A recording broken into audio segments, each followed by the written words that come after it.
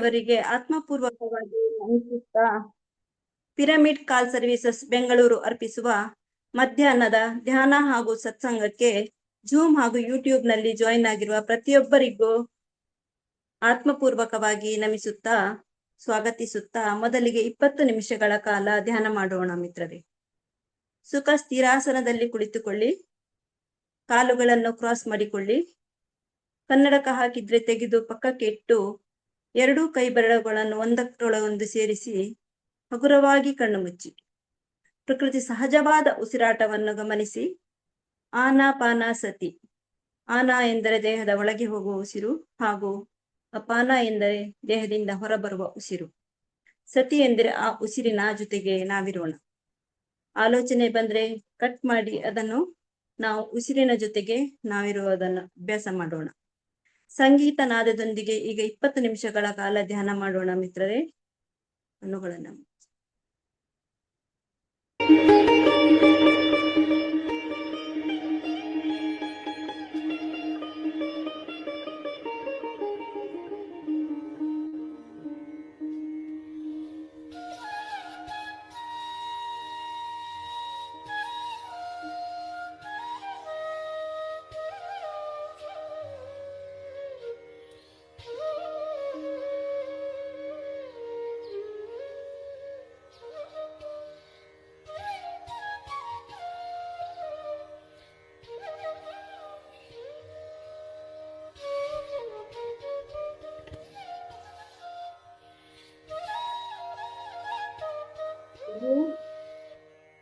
Ojo.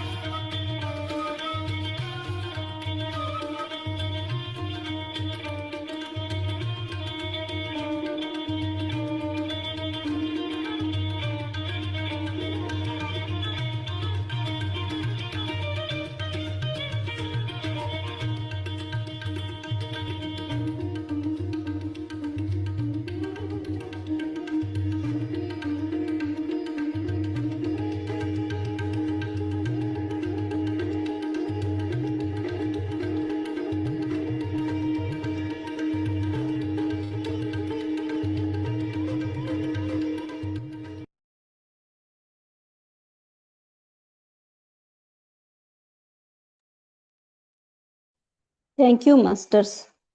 ಧ್ಯಾನ ಸ್ಥಿತಿಯಿಂದ ನಿಧಾನಕ್ಕೆ ಹೊರಬರೋಣ. ಎರಡು ಕೈ ಬೆರಳುಗಳನ್ನು ನಿಧಾನಕ್ಕೆ ಬಿಡಿಸಿ ಕಣ್ಣುಗಳ ಮೇಲೆ ಇಡಿ. 5 ಸೆಕೆಂಡ್ಸ್. 5, 4, 3, 2, 1. ಪ್ರತಿಯೊಬ್ಬ ಧ್ಯಾನ ಮಿತ್ರರಿಗೂ ಧನ್ಯವಾದಗಳು.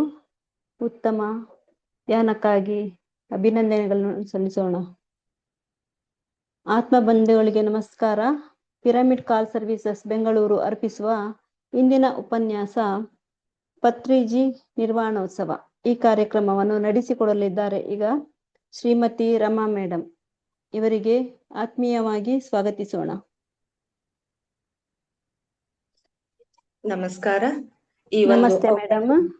ನಮಸ್ತೆ ರಮಾ ಮೇಡಮ್ ಇವರು ಕೊಪ್ಪಳ ಜಿಲ್ಲೆಯಲ್ಲಿ ಇದ್ದುಕೊಂಡು ಹಲವಾರು ಸತ್ಸಂಗಗಳಲ್ಲಿ ಧ್ಯಾನ ಜ್ಞಾನ ಸತ್ಸಂಗ ಕಾರ್ಯಕ್ರಮಗಳನ್ನು ನಡೆಸಿಕೊಂಡು ಹಲವಾರು ವರ್ಷಗಳಿಂದ ತಮ್ಮನ್ನು ತಾವು ತೊಡಗಿಸಿಕೊಂಡಿದ್ದಾರೆ. ಇವರಿಗೆ ಸ್ವಾಗತವನ್ನು ಕೋರುತ್ತಾ ಈಗ ಮುಂದಿನ ಕಾರ್ಯಕ್ರಮಕ್ಕಾಗಿ ತಮಗಾಗಿ ವೇದಿಕೆ. ಎಲ್ಲ ಆತ್ಮ ಬಂಧುಗಳಿಗೆ ಆತ್ಮ ಪ್ರಣಾಮಗಳನ್ನ ತಿಳಿಸುತ್ತಾ ಈ ಒಂದು ಅವಕಾಶವನ್ನ ಮತ್ತೊಮ್ಮೆ ನನಗೆ ಒದಗಿಸಿಕೊಟ್ಟಂತಹ PMC ಕನ್ನಡ ಚಾನಲ್ ಯೂಟ್ಯೂಬ್ ಚಾನೆಲ್ದವರಿಗೆ ಆತ್ಮಪೂರ್ವಕ ನಮನಗಳನ್ನ ಸಲ್ಲಿಸುತ್ತಾ ಇಂದು 80ನೇ ವರ್ಷದ ಸ್ವಾತಂತ್ರ್ಯೋತ್ಸವದ ಶುಭಾಶಯಗಳನ್ನ ಎಲ್ಲಾ ಮಾಸ್ಟರ್ಸ್ಗೂ ತಿಳಿಸುತ್ತಾ ಈ ಒಂದು ಆಧ್ಯಾತ್ಮಿಕತೆಗೆ ನಾವು ಬಂದ ಮೇಲೆ ನಮ್ಮ ಆತ್ಮವೂ ಕೂಡ ಸ್ವಾತಂತ್ರ್ಯವಾಗಿದೆ ಅಂತಂದು ನಾ ಹೇಳಲಿಕ್ಕೆ ಇಷ್ಟಪಡ್ತೀನಿ. ಯಾವ ರೀತಿ ನಮ್ಮ ದೇಶ ಒಂದು ಬ್ರಿಟಿಷರ ಕೈಯಿಂದ ಬಿಡುಗಡೆ ಹೊಂದಿ ಸ್ವಾತಂತ್ರ್ಯವನ್ನ ಪಡೆಯಿತೋ ಅದೇ ರೀತಿ ನಾವು ಪತ್ರಿಜಿ ಗುರುಗಳ ಮೂಲಕ ಒಂದು ಆತ್ಮ ಸ್ವಾತಂತ್ರ್ಯವನ್ನ ಪಡೆದಿದ್ದೇವೆ ಎಂದು ಹೇಳಲಿಕ್ಕೆ ನಾನು ಇಚ್ಛಿಸುತ್ತೇನೆ. ಹಾಗೂ ನನ್ನ ಜನ್ಮಕ್ಕೂ ನೀಡಿದ ತಂದೆ ತಾಯಿಗಳಿಗೆ ಆತ್ಮಪೂರ್ವಕ ನಮನಗಳನ್ನ ಸಲ್ಲಿಸುತ್ತಾ ನನ್ನ ಈ ಜನ್ಮದ ಗುರುಗಳಿಗೆ ಎಲ್ಲಾ ಜನ್ಮದ ಗುರುಗಳಿಗೆ ಆತ್ಮಪೂರ್ವಕ ನಮನಗಳನ್ನ ಸಲ್ಲಿಸುತ್ತಾ ಇಂದಿನ ಒಂದು ನಾವು ಸೆಷನ್ ಅನ್ನ ಶುರು ಮಾಡೋಣ. ನಾನು ಇವತ್ತು ತೆಗೆದುಕೊಂಡಿರುವಂತಹ ವಿಷಯ ಪತ್ರಿಜಿ ನಿರ್ವಾಣೋತ್ಸವ ಅಂತ ತೆಗೆದುಕೊಂಡಿದ್ದೇನೆ. ಆ ಒಂದು ವಿಷಯವನ್ನ ನಾವೀಗ ಚರ್ಚಿಸೋಣ.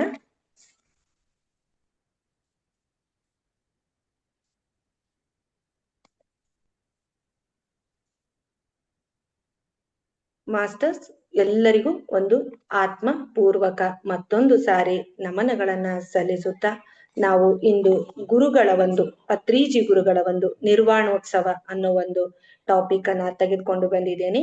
ಆ ಒಂದು ನಿರ್ವಾಣೋತ್ಸವದ ನಂತರ ಎಲ್ಲಾ ಮಾಸ್ಟರ್ಸ್ ಅಲ್ಲಿ ಯಾವ್ಯಾವ ರೀತಿ ಪ್ರಶ್ನೆಗಳು ಉದ್ಭವವಾದವು ಅನ್ನುವುದರ ಬಗ್ಗೆ ಹಾಗೂ ಅವರ ಒಂದು ದೇಹ ತ್ಯಾಗ ಮಾಡಿದಾಗ ಯಾವ ರೀತಿ ಸಂಭ್ರಮವನ್ನ ಎಲ್ಲರೂ ಆಚರಿಸಿದರು ಅನ್ನೋದರ ಬಗ್ಗೆ ನಾವು ಇವತ್ತೇ ಚರ್ಚಿಸೋಣ ಹಾಗೂ ತಿಳಿದುಕೊಳ್ಳೋಣ.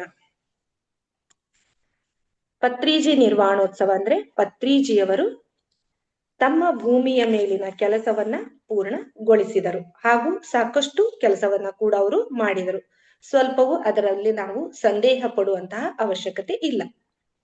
ವಂಶಿ ಕಿರಣ್ ಸರ್ ಅವರು ಹತ್ತಿರ ಸಾಕಷ್ಟು ಫೋನ್ ಕಾಲ್ಗಳು, ಮೆಸೇಜ್ಗಳು, ಇಮೇಲ್ಗಳು ಬರ್ತಾ ಇದ್ವಂತೆ. ಸರ್ ಯಾಕೆ ಇಷ್ಟು ಬೇಗ ದೇಹವನ್ನ ತ್ಯಾಗ ಮಾಡಿದರು, ಏಕೆ, ಏನು, ಹೇಗೆ ಅಂತೆಲ್ಲ ಸಾಕಷ್ಟು ಅವರಿಗೆ ಪ್ರಶ್ನೆಗಳ ಒಂದು ಸುರಿಮಳೆನೆ ಎಲ್ರು ಮಾಡಿದರಂತೆ. ಮೊದಲನೇ ಪ್ರಶ್ನೆ, ಪತ್ರಿಜಿಯವರು ಏಕೆ ಹೋದರು ಅಂದ್ರೆ ಪತ್ರಿಜಿಯ ಗುರುಗಳು 2095ನೇ ಇಸ್ವಿ ಮಠ ನಾನು ಇರ್ತೀನಿ ಅಂತ ಅವರು ಹೇಳಿದ್ರಂತೆ. ಭೌತಿಕವಾಗಿ ನಾ ಇರ್ತೀನಿ ಅಂತ ಹೇಳಿದ್ರಂತೆ. ಯಾಕೆ ಹೋದ್ರು ಅನ್ನೋ ಒಂದು ಮೊದಲನೇ ಪ್ರಶ್ನೆಯನ್ನ ಎಲ್ಲರೂ ವಂಶಿ ಕಿರಣ್ ಸರ್ಗೆ ಕೇಳಿದಾಗ ಅವರು ಮತ್ತು ಎರಡನೇ ಒಂದು ಪ್ರಶ್ನೆ, ಎಷ್ಟೋ ಜನಕ್ಕೆ ಧ್ಯಾನ ಮತ್ತು ಆರೋಗ್ಯವನ್ನ ಪ್ರಸಾದಿಸಿದ ಪತ್ರಿಜಿ ಗುರುಗಳಿಗೆ ಕೊನೆಗೆ ಅವರಿಗೆ ಆರೋಗ್ಯ ಸಮಸ್ಯೆ ಏಕೆ ಕಾಡಿತು ಅಂತ ಕೇಳಿದ್ರು ಎರಡನೇ ಪ್ರಶ್ನೆ. ಇನ್ನು ಅವರಿಗೆ ಧ್ಯಾನದಿಂದ ಯಾಕೆ ಅದು ತಗ್ಗಲಿಲ್ಲ, ಆ ಒಂದು ಆರೋಗ್ಯ ಸಮಸ್ಯೆ ಯಾಕೆ ಬಗೆಹರಿಲಿಲ್ಲ ಅಂತ ಕೂಡ ವಂಶಿ ಕಿರಣ್ ಸರ್ಗೆ ಎಲ್ರು ಕೇಳಿದ್ರಂತೆ. ಇನ್ನು ಮೂರನೇ ಪ್ರಶ್ನೆ, ಈಗ ನಮ್ಮ ಪರಿಸ್ಥಿತಿ ಏನು, ನಾವು ಈಗ ಹೇಗೆ ಮುಂದುವರಿಯಬೇಕು, ಈ ಮೂರೂ ಪ್ರಶ್ನೆಗಳನ್ನ ನಾವು ಇಂದು ಚರ್ಚಿಸೋಣ ಹಾಗೂ ಅದರ ಬಗ್ಗೆ ತಿಳ್ಕೊಳ್ಳೋಣ. ದೇಹದ ಸ್ಥಿತಿಯಲ್ಲಿ ಸಂದೇಹ ಬರುತ್ತದೆ. ಈ ದೇಹದ ಸ್ಥಿತಿಯಿಂದ ಆಚೆಗೆ ಬರಬೇಕೆಂದರೆ ಏನು ಮಾಡಬೇಕು ಎಂಬುದನ್ನ ನಾವು ಇವತ್ತು ತಿಳ್ಕೊಳ್ಳೋಣ. ಆ ಸಂದೇಹ ನಿಮಗೂ ನಮಗೂ ಎಲ್ಲರಿಗೂ ಕೂಡ ಒಂದು ಇರುತ್ತದೆ. ಆದರೆ ಪಕ್ಕದವರು ಕೇಳಿದರೆ ಏನು ಹೇಳಬೇಕು ಎಂದು ಕೆಲವೊಂದು ಮಾಸ್ಟರ್ಸ್ ಎಲ್ಲರೂ ವಂಶಿ ಕಿರಣ್ ಸರ್ಗೆ ಹೇಳ್ತಾ ಇದ್ರಂತೆ.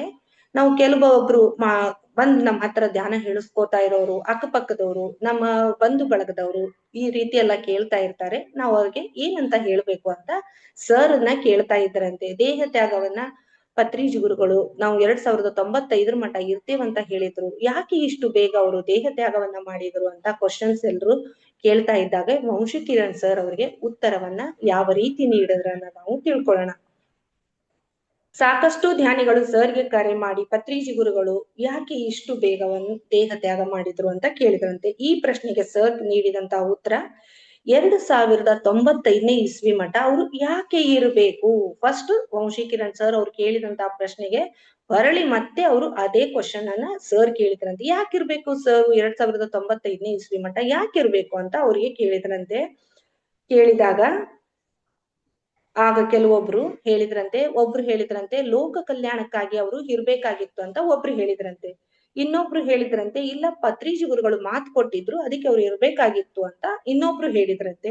ಮತ್ತೊಬ್ರು ಹೇಳಿದ್ರಂತೆ ಈ ಶರೀರದಲ್ಲಿ 2095 ಮಠ ಅವರು ಇರುತ್ತೇನೆ ಅಂತ ಅಂದಿದ್ರಲ್ಲ, ಹಾಗೆ ನಮಗವರು ಧ್ಯಾನವನ್ನ ಹೇಳ್ಕೊಡ್ಲಿಕ್ಕೆ ಇನ್ನೂ ಸ್ವಲ್ಪ ದಿನ ಅವರು ಇರ್ಬೇಕಾಗಿತ್ತು ಅಂತ ಕೆಲವೊಬ್ರು ಈ ರೀತಿ ಒಬ್ಬೊಬ್ರು ಒಂದೊಂದು ರೀತಿಯ ಪ್ರಶ್ನೆಗಳನ್ನ ಸರ್ಗೆ ಕೇಳಿದಾಗ ಸರ್ ಹೇಳಿದ್ರಂತೆ, ನೋಡಿ ಅವರ ಒಂದು ಪ್ರಣಾಳಿಕೆ, ಅವರ ಒಂದು ಯೋಚನೆ, ಅವರು ಮಾಡಿಕೊಂಡಂತ ಪ್ಲಾನ್ ಅನ್ನ ಅವರು ಚೇಂಜ್ ಮಾಡ್ಕೋಬಹುದು. ಅದಕ್ಕೆ ಯಾರ ಒಂದು ಆತಂಕ ಇರಲ್ಲ, ಯಾರ ಒಂದು ಅಪ್ಪಣೆಯನ್ನು ಕೇಳುವಂತ ಅವಶ್ಯಕತೆ ಇರುವುದಿಲ್ಲ. ಸರ್ 2095 ಮಠ ಇರ್ತೇನಂತ ಹೇಳಿ ಇಷ್ಟು ಬೇಗ ಅವರು ದೇಹ ತ್ಯಾಗ ಮಾಡ್ಲಿಕ್ಕೆ ಕಾರಣಗಳು ಸಾಕಷ್ಟಿದಾವು. ಆ ಒಂದು ಕಾರಣಗಳಲ್ಲಿ ನಾವು ಎಲ್ಲ ಮಾಸ್ಟರ್ಸ್ಗಳು ನಮ್ಮಿಂದನೂ ಕೆಲವೊಂದು ತಪ್ಪುಗಳಾಗಿರ್ತಾವು. ಹೀಗಾಗಿ ನಾವು ಮೊದಲು ಸರ್ ಹೇಳಿದ ಹಾಗೆ ನಾವು ನಡೆದುಕೊಂಡಿದ್ದೇವಾ ಅನ್ನೋದನ್ನ ಪರಿಶೀಲಿಸಬೇಕು ಅಂತ ವಂಶಿಕಿರಣ್ ಸರ್ ಅವರು ಅವರಿಗೆ ಕೇಳಿದಂತಹ ಎಲ್ಲ ಪ್ರಶ್ನೆಗಳಿಗೆ ಉತ್ತರವನ್ನ ನೀಡ್ತಾ ಹೋದ್ರು. ಏಕೆ ಅವರು ಪ್ರಣಾಳಿಕೆಯನ್ನ ಬದಲಿಸಿದರು? ನಿಮಗೆ ಗೊತ್ತಿಲ್ಲವೇ ನಾವು ಎಲ್ಲರೂ ಕರೆಕ್ಟ್ ಆಗಿ ಇದ್ದೇವಾ?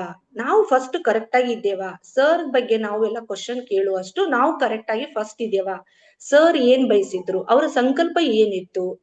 ಒಬ್ಬ ಗುರುವಾಗಿ 40 ವರ್ಷಗಳಿಂದ ಆಧ್ಯಾತ್ಮಿಕ ಸೇವೆಯಲ್ಲಿದ್ದು ನಮಗೆ ಎಷ್ಟೋ ಉನ್ನತಕ್ಕೆ ಅವರು ಏರಿಸಿದ್ದಾರೆ. ನೋಡಿ, 40 ವರ್ಷ ಸರ್ ಅವಿರತವಾಗಿ ಪರಿಶ್ರಮ ಪಟ್ಟು ತಮ್ಮ ಒಂದು ಆರೋಗ್ಯದ ಬಗ್ಗೆ, ದೇಹದ ಬಗ್ಗೆ ಯೋಚನೆ ಮಾಡದೆ, ಕುಟುಂಬದ ಬಗ್ಗೆ ಯೋಚನೆ ಮಾಡದೆ ಅವಿರತವಾಗಿ ಅವರು ಸಮಾಜ ಕಲ್ಯಾಣಕ್ಕಾಗಿ ತಮ್ಮನ್ನ ತಾವು ಎಷ್ಟು ಮುಡುಪಾಗಿ ಇಟ್ಕೊಂಡಿದ್ರು ಅಂತಂದ್ರೆ, ಒಂದು ನಿಮಿಷ ಅವ್ರಿಗೆ ಕುಳಿತುಕೊಂಡು ಕಾಫಿ ಕುಡಿಯೋಷ್ಟು ಟೈಮ್ ಕೂಡ ಸರ್ಗೆ ಇರ್ಲಿಲ್ಲ, ಗುರುಗಳಿಗೆ ಇರ್ಲಿಲ್ಲ. ಅಷ್ಟೊಂದು ಅವರು ಪರಿಶ್ರಮ ಪಟ್ಟಾಗ ನಾವು ಅವರು ಪಟ್ಟಂತಹ ಪರಿಶ್ರಮಕ್ಕೆ ಸರಿಯಾಗಿ ನಾವು ನಡೆದುಕೊಂಡಿದ್ದೇವಾ ಅಂತ ವಂಶಿಕಿರಣ್ ಸರ್ ಯಾರ್ಯಾರು ಪ್ರಶ್ನೆ ಕೇಳಿದಾರೋ ಅವರಿಗೆ ಈ ರೀತಿ ಉತ್ತರವನ್ನ ಸರ್ ಕೊಟ್ಟಿದ್ದಾರೆ. ಸರ್ ಒಂದು ಸಂಕಲ್ಪ ಏನಿತ್ತು ಅಂದ್ರೆ, ಪತ್ರಿಜಿ ಗುರುಗಳ ಒಂದು ಸಂಕಲ್ಪ ಏನಿತ್ತು ಅಂದ್ರೆ ಎಲ್ರೂ ಬ್ರಹ್ಮರ್ಷಿಗಳಾಗ್ಬೇಕು ಅನ್ನೋದು ಒಂದು ಅವ್ರ ಸಂಕಲ್ಪ ಇತ್ತು. ಆದ್ರೆ ಅದ್ರ ಪ್ರಕಾರ ನಾವೆಲ್ಲರೂ ನಡೆದುಕೊಂಡಿದ್ದೇವಾ ಅಂತ ವಂಶಿಕಿರಣ್ ಸರ್ ಕೇಳ್ದಿರೋ ನಾವೇ ಸರಿ ಇಲ್ಲದಾಗ ಸರ್ಗೆ ಕ್ವಶನ್ ಮಾಡುವಷ್ಟು ನಾವ್ ಯಾರು ದೊಡ್ಡವರಲ್ಲ.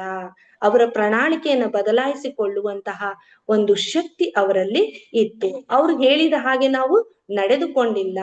ಹೀಗಾಗಿ ಅವರು ಭೌತಿಕವಾಗಿ ತಮ್ಮ ದೇಹವನ್ನ ಬಿಟ್ಟರು ಕೂಡ ಅವರು ಲಿಮಿಟೆಡ್ ದಿಂದ ಅನ್ಲಿಮಿಟೆಡ್ಗೆ ಗುರುಗಳು ಹೋಗಿದ್ದಾರೆ ಅಂತ ವಂಶಿಕಿರಣ್ ಸರ್ ತುಂಬಾ ಚೆನ್ನಾಗಿ ಹೇಳಿದ್ದಾರೆ. ಆ ಒಂದು ಸ್ಥಿತಿಯಲ್ಲಿ ಆದರೂ ಇದ್ದೇವಾ ನಾವು? ನೋಡಿ, ಅವರು ಕೊನೆಯ ಪಕ್ಷ ನೀವು ಬ್ರಹ್ಮರ್ಷಿಗಳು ಆಗದೇ ಇದ್ರು ಧ್ಯಾನ ಮಾರ್ಗದಲ್ಲಿ ಆದ್ರೂ ಬನ್ನಿ ಅಂತ ಸರ್ ತುಂಬಾ ಅಂದ್ರೆ ತುಂಬಾ ಹೇಳ್ತಾ ಇದ್ರು. ಆದ್ರೆ ನಾವೇನ್ ಮಾಡ್ತಾ ಇರ್ಲಿಲ್ಲ, ಸರ್ ಮಾತನ್ನ ಕಿವಿಯಲ್ಲಿ ಹಾಕೋತಾ ಇರ್ಲಿಲ್ಲ. ಅದಕ್ಕೆ ಸರ್ ಹೇಳ್ತಾರೆ, ಕೊನೆ ಪಕ್ಷ ಧ್ಯಾನ ಮಾರ್ಗದಲ್ಲಿ ಇದ್ದು ಸಸ್ಯಹಾರಿಗಳಾಗಿ ಧ್ಯಾನ ಪ್ರಚಾರ ಮಾಡಿ ಅಂತ ಸರ್ ಅಷ್ಟೆಲ್ಲಾ ಹೇಳ್ತಾ ಇದ್ರು. ಕೊನೆ ಪಕ್ಷ ಅಷ್ಟಾದ್ರೂ ನಾವು ಮಾಡಿದೇವಾ? ನಮ್ಮನ್ನು ನಾವು ಚೆಕ್ ಮಾಡ್ಕೋಬೇಕಂತ ವಂಶಿಕಿರಣ್ ಸರ್ ನಮಗೆ ಹೇಳ್ತಾ ಇದ್ದಾರೆ. ಹೀಗಾಗಿ ಅವರು ತಮ್ಮ ಎನರ್ಜಿಯನ್ನ ಏಕೆ ಇಲ್ಲಿ ಉಪಯೋಗಿಸುತ್ತಾರೆ? ವಿಶ್ವವ್ಯಾಪಿಯಾದ ಗುರು, ಜಗತ್ತಿಗೆ ಗುರು, ಭೂಮಿಯ ಚಿಕ್ಕ ಪರಿಧಿಯ ಮೇಲೆ ತಮ್ಮ ಶಕ್ತಿಯನ್ನ ಪರಿಮಿತಗೊಳಿಸಿಕೊಳ್ಳುತ್ತಾರೆ. 2095ರವರೆಗೆ ಇರುತ್ತೇನೆ ಎಂದು ಹೇಳಿದ ಗುರು ತಮ್ಮ ಪ್ರಣಾಳಿಕೆಯನ್ನ ಬದಲಿಸಿಕೊಂಡು ಹೋಗಿದ್ದು ನಮಗೆ ನಾವೇ ನಾಚಿಕೆ ಪಡುವಂತಹ ಸ್ಥಿತಿ. ನೋಡಿ, ಅವರು ಆ ಮಾತನ್ನ ಹೇಳಿದ್ರು. 2095 ಮಠ ಇರ್ತೇನಂತ ಹೇಳಿದವರು ಯಾಕೆ ಹೋದ್ರಂದ್ರೆ ಇದಕ್ಕೆಲ್ಲ ಕಾರಣ ನಾವು ಅವ್ರು ಹೇಳಿದ ಪ್ರಕಾರ ಯಾರೂ ಸರಿಯಾಗಿ ನಡೆದುಕೊಂಡಿಲ್ಲ. ಹಾಗಂತ ಪ್ರತಿಯೊಬ್ಬ ಮಾಸ್ಟರ್ಸ್ನು ತಪ್ಪು ಅಂತ ಹೇಳ್ತಾ ಇಲ್ಲ. ಇಲ್ಲಿ ವಂಶಿಕಿರಣ್ ಸರ್ 90% ಮಾಸ್ಟರ್ಸ್ಗಳು ಸರಿಯಾಗಿ ನಡೆದುಕೊಂಡಿಲ್ಲ. ಇನ್ನು 10% ಮಾಸ್ಟರ್ಸ್ಗಳು ಕರೆಕ್ಟ್ ಆಗಿ ಸರ್ ಹೇಳಿದ ಪ್ರಕಾರ ನಡೆದುಕೊಂಡಿದ್ದಾರೆ. ಹಾಗಂತ ಪ್ರತಿಯೊಬ್ಬ ಮಾಸ್ಟರ್ಸಿಗೂ ನಾನು ಹೇಳ್ತಾ ಇಲ್ಲ ಈ ಮಾತನ್ನ ಅಂತ ಸರ್ ಹೇಳ್ತಾ ಇದ್ದಾರೆ. ನಮ್ಮ ಜೊತೆಗೆ ಇದ್ದು ಜೀವನ ಸಾಗಿಸುತ್ತೇನೆಂದ ಪರಮಗುರು ಇರದೆ ಹೊರಟು ಹೋದರು.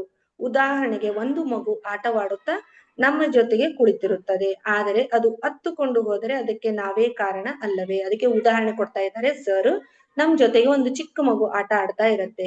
ಯಾವ್ದೋ ಒಂದು ಕಾರಣದಿಂದ ಅದು ಅಳ್ತಾ ಹೋಗ್ತದೆ. ತಾಯಿ ಹತ್ರ ಹೋದಾಗ ನಾವ್ ಅದಕ್ಕೆ ಕಾರಣ ಯಾರು? ನಾವೇ. ಯಾಕಂದ್ರೆ ಆ ಮಗು ಅಳ್ತಾ ಇದ್ರೆ ಅದನ್ನ ರಮಿಸ್ಬೋದು. ಆ ಮಗುವಿಗೆ ಏನಾದ್ರೂ ಒಂದು ಮುದ್ದಿಸ್ಬೋದು. ಏನಾದ್ರೂ ಮಾಡಿ ನಾವು ಆ ಮಗುವನ್ನ ನಾವು ಅಳು ನಿಲ್ಲಿಸ್ಬೋದಾಗಿತ್ತು. ನಾವೇನ್ ಮಾಡ್ಲಿಲ್ಲ, ಆ ಅಳುವನ್ನ ನಿಲ್ಲಿಸ್ಲಿಲ್ಲ. ಅದು ಎದ್ದು ಏನ್ ಮಾಡ್ತು? ತಾಯಿ ಹತ್ರ ಹೋಯ್ತು. ಅದೇ ರೀತಿ ನಮ್ ಪರಿಸ್ಥಿತಿ ಇವಾಗ ಆಗಿರೋದು. ನಾವು ಸರ್ ಹೇಳಿದ ಪ್ರಕಾರ ನಾವು ಯಾರೂ ಸರಿಯಾಗಿ ನಡೆದುಕೊಂಡಿಲ್ಲ. ಹೀಗಾಗಿ ಸರ್ ಏನ್ ಮಾಡಿದ್ರು, ತಮ್ಮ ಪ್ರಣಾಳಿಕೆಯನ್ನ ಚೇಂಜ್ ಮಾಡ್ಕೊಂಡ್ರು ಅಂತ ಮೊದಲನೆಯ ಪ್ರಶ್ನೆಗೆ ಅವ್ರು ಏನ್ ಮಾಡಿದ್ರು, ಉತ್ತರವನ್ನ ಕೊಟ್ರು. ಒಬ್ಬ ಗುರು ಸಮಕಾಲೀನವಾಗಿ ಇರುತ್ತೇನೆಂದು ಹೇಳಿ ಹೊರಟು ಹೋದರೆ ಅದರಲ್ಲಿ ಲೋಪದೋಷವು ನಮ್ಮದೇ ತಾನೆ. ಪ್ರಣಾಳಿಕೆ ಬದಲಿಸಲು ಯಾರು ಕಾರಣ? ನಾವೇ ತಾನೆ. ಆಲೋಚಿಸಿ ನೋಡಿ. ನಾವು ಖಚಿತವಾದ ಕಾರಣ ನಾವು ಸರಿಯಾಗಿಲ್ಲ. ಪತ್ರಿಜಿ ಸರ್ ತಮ್ಮ ಜೀವನ ಉದ್ದಕ್ಕೂ ತುಂಬಾ ಹೇಳಿದರು. ಮಾತು ಹೇಗೆ ಆಡಬೇಕು, ನಾವು ಯಾವ ರೀತಿ ಇರಬೇಕು, ನಮ್ಮ ಮಾತುಗಳು ಮಧುರವಾಗಿರಬೇಕು ಎಂದು ಹೇಳಿದರೆ ಅದು ನಮ್ಮ ತಲೆಗೆ ಹೋಗಲಿಲ್ಲ. ಸರ್ ಯಾವಾಗ್ಲೂ ಹೇಳ್ತಿದ್ರು, ಇನ್ನೊಬ್ರ no comments, no judgement, no expectation ಅಂತ ಸರ್ ಯಾವಾಗ್ಲೂ ಹೇಳ್ತಾ ಇದ್ರು. ಯಾರ ಮಾತಿಗೂ ನೀವು ತಲೆಗೆ ಹಾಕೋಬೇಡಿ. ಆಮೇಲೆ ಇನ್ನೊಬ್ರನ್ನ ಜಡ್ಜ್ ಮಾಡ್ಬೇಡ್ರಿ. ಇನ್ನೊಬ್ರ ಬಗ್ಗೆ ಗಾಸಿಪ್ ಮಾತಾಡ್ಬೇಡಿ. ಇನ್ನೊಬ್ರ ಬಗ್ಗೆ ಬಹಳ ಎಕ್ಸ್ಪೆಕ್ಟೇಷನ್ ಇಟ್ಕೋಬೇಡಿ ಅಂತ ಸರ್ ಯಾವಾಗ್ಲೂ ಹೇಳ್ತಾ ಇದ್ರು. ಆದ್ರೆ ನಾವೇನ್ ಮಾಡ್ಲಿಲ್ಲ, ಅದನ್ನ ತಲೆಗೆ ಹಾಕೊಳ್ಳಿಲ್ಲ. ಬರೀ ಬೇಡದ ಮಾತುಗಳು, ಕಮೆಂಟ್ಗಳು, ಗಾಸಿಪ್ಗಳು, ಈ ರೀತಿ ಸರ್ಗೆ ಆ ನಮ್ಮ ಮಾತುಗಳು ಕಿರಿಕಿರಿಯನ್ನ ಉಂಟು ಮಾಡಿದ್ವು. ಇನ್ನೊಬ್ಬರ ಬಗ್ಗೆ ಕಂಪ್ಲೇಂಟು, ವಿಮರ್ಶೆಗಳು. ನಾವು ನಿಜವಾಗಿ ಹೇಳ್ಬೇಕಂದ್ರೆ ನಮ್ಮ ಎದೆಯ ಮೇಲೆ ನಾವೇ ಕೈ ಇಟ್ಕೊಂಡು ನಾವು ಪ್ರಾಮಾಣಿಕವಾಗಿ ಇದ್ದೇವಾ ಈ ಧ್ಯಾನದಲ್ಲಿ ಅಂತ ನಮ್ಮನ್ನ ನಾವೇ ಚೆಕ್ ಮಾಡ್ಕೋಬೇಕು ಅಂತ ಕಿರಣ್ ಸರ್ ಹೇಳ್ತಾರೆ. ನಾವು ಇನ್ನು ಕೆಲವೊಬ್ರು ಆಧ್ಯಾತ್ಮಿಕ ಜೀವನದಲ್ಲಿ ಉನ್ನತ ಶಿಖರಕ್ಕೆ ಏರುತ್ತೇನೆ ಎಂದು ಹೇಳಿ ವ್ಯಾಪಾರ ಮಾಡುತ್ತಿದ್ದೇವೆ. ನೋಡಿ, ಇನ್ನೂ ಕೆಲವೊಬ್ರು ಏನ್ ಮಾಡಿದ್ರು, ನಾವು ಉನ್ನತ ಶಿಖರಕ್ಕೆ ಹೋಗ್ತೇವೆ, ಆತ್ಮೋದ್ಧಾರವನ್ನ ಮಾಡ್ಕೋತೇವೆ ಅಂತ ಹೇಳಿ ಧ್ಯಾನವನ್ನ ವ್ಯಾಪಾರ ಮಾಡಿಕೊಂಡ್ರು ಅಂತ ಹೇಳ್ತಾ ಇದ್ದಾರೆ. ಪೀಠದ ಮೇಲೆ ಕೆಲವೊಬ್ರು ದೃಷ್ಟಿಯನ್ನ ಇಟ್ಟರು. ಪೀಠದ ಮೇಲೆ ಸರ್ ಒಂದು ಸೀಟ್ ಮೇಲೆ ಕೂಡ ಕೆಲವೊಬ್ರು ದೃಷ್ಟಿಯನ್ನ ಹಾಯಿಸಿದ್ರು, ಕಣ್ಣನ್ನ ಇಟ್ರು. ಮತ್ತು ನಾವು ನೀವು ಎಲ್ಲರೂ ದೋಷಿಗಳೇ. ನಿರಂತರವಾದ ವಿಮರ್ಶೆ. ಖಂಡಿತವಾಗಿ ಉನ್ನತವಾದವರು ಇದ್ದಾರೆ, ಆದರೆ ಕಡಿಮೆ. ನೋಡ್ರಿ, ಇದರಲ್ಲಿ ಎಲ್ಲರೂ ನಾವು ಪಾಲುದಾರರೇ, ಆದರೆ ಎಲ್ಲರನ್ನೂ ಅಂತ ನಾ ಹೇಳ್ತಾ ಇಲ್ಲ ಅಂತ ಸರ್ ಹೇಳ್ತಾ ಇದ್ದಾರೆ. ಇದರಲ್ಲಿ 90% ಜನ ಇದೇ ರೀತಿ ಇದ್ದಾರೆ. 10% ಜನ ಸರ್ ಹೇಳಿದ ಪ್ರಕಾರ, ಸರ್ ಹೇಳಿದ ಮಾರ್ಗದಲ್ಲೇ ನಡೆದುಕೊಂಡು ಹೋಗಿದ್ದಾರೆ ಅಂತ ಕಿರಣ್ ಸರ್ ಅವರು ಹೇಳ್ತಾ ಇದ್ದಾರೆ. ಬ್ರಹ್ಮರ್ಷಿಯಾಗಬೇಕಾದ ಮಾಸ್ಟರ್ಸ್ ಏನು ಮಾಡುತ್ತಿದ್ದಾರೆ ಅನ್ನೋದು ಅವರಿಗೆ ಅವರೇ ಚೆಕ್ ಮಾಡಿಕೊಳ್ಳಬೇಕು. ನೋಡ್ರಿ, ಬ್ರಹ್ಮರ್ಷಿ ಆಗ್ತೇನಂತ ಸರ್ ಮುಂದೆ ಹೇಳಿದವರು ತಮ್ಮನ್ನ ತಾವು ಚೆಕ್ ಮಾಡ್ಕೋಬೇಕು. ತಾವು ಸರ್ ಹೇಳಿದ ಪ್ರಕಾರ ನಡೆದುಕೊಂಡ್ರ, ನಾವು ಬ್ರಹ್ಮರ್ಷಿಗಳು ಆಗ್ಲಿಕ್ಕೆ ಒಂದು ಆ ಪ್ರಯತ್ನವನ್ನ ನಾವು ಮಾಡ್ತಾ ಇದ್ದೀವ ಅನ್ನೋ ಒಂದನ್ನ ತಮ್ಮ ತಾವೇ ಚೆಕ್ ಮಾಡ್ಕೋಬೇಕಂತ ಸರ್ ಹೇಳ್ತಾ ಇದ್ದಾರೆ. ಯಾರಿಗೆ ಪ್ರಶ್ನೆ ಬರುತ್ತದೆಯೋ ಅವರು ಉತ್ತರ ಕಂಡುಕೊಳ್ಳಬೇಕು. ನೋಡಿ, ಯಾರಿಗೆ ಪ್ರಶ್ನೆ ಬರ್ತೈತಿ ಅವರು ತಮ್ಮ ಒಂದು ಆತ್ಮಸಾಕ್ಷಿಯಾಗಿ ಸತ್ಯವನ್ನ ನೋಡುದು ತಮ್ಮನ್ ತಾವೇ ಚೆಕ್ ಮಾಡ್ಕೋಬೇಕು. ಇನ್ನೊಬ್ಬರ ಬಗ್ಗೆ ನಾವು ಆರೋಪವನ್ನು ಹೊರಿಸ್ಲಾರ್ದೆ ನಮ್ಮನ್ನ ನಾವು ಚೆಕ್ ಮಾಡ್ಕೊಂಡ್ರೆ ನಾವು ಎಷ್ಟು ಕರೆಕ್ಟ್ ಆಗಿದ್ದೀವಿ ಅನ್ನೋದು ಗೊತ್ತಾಗುತ್ತೆ.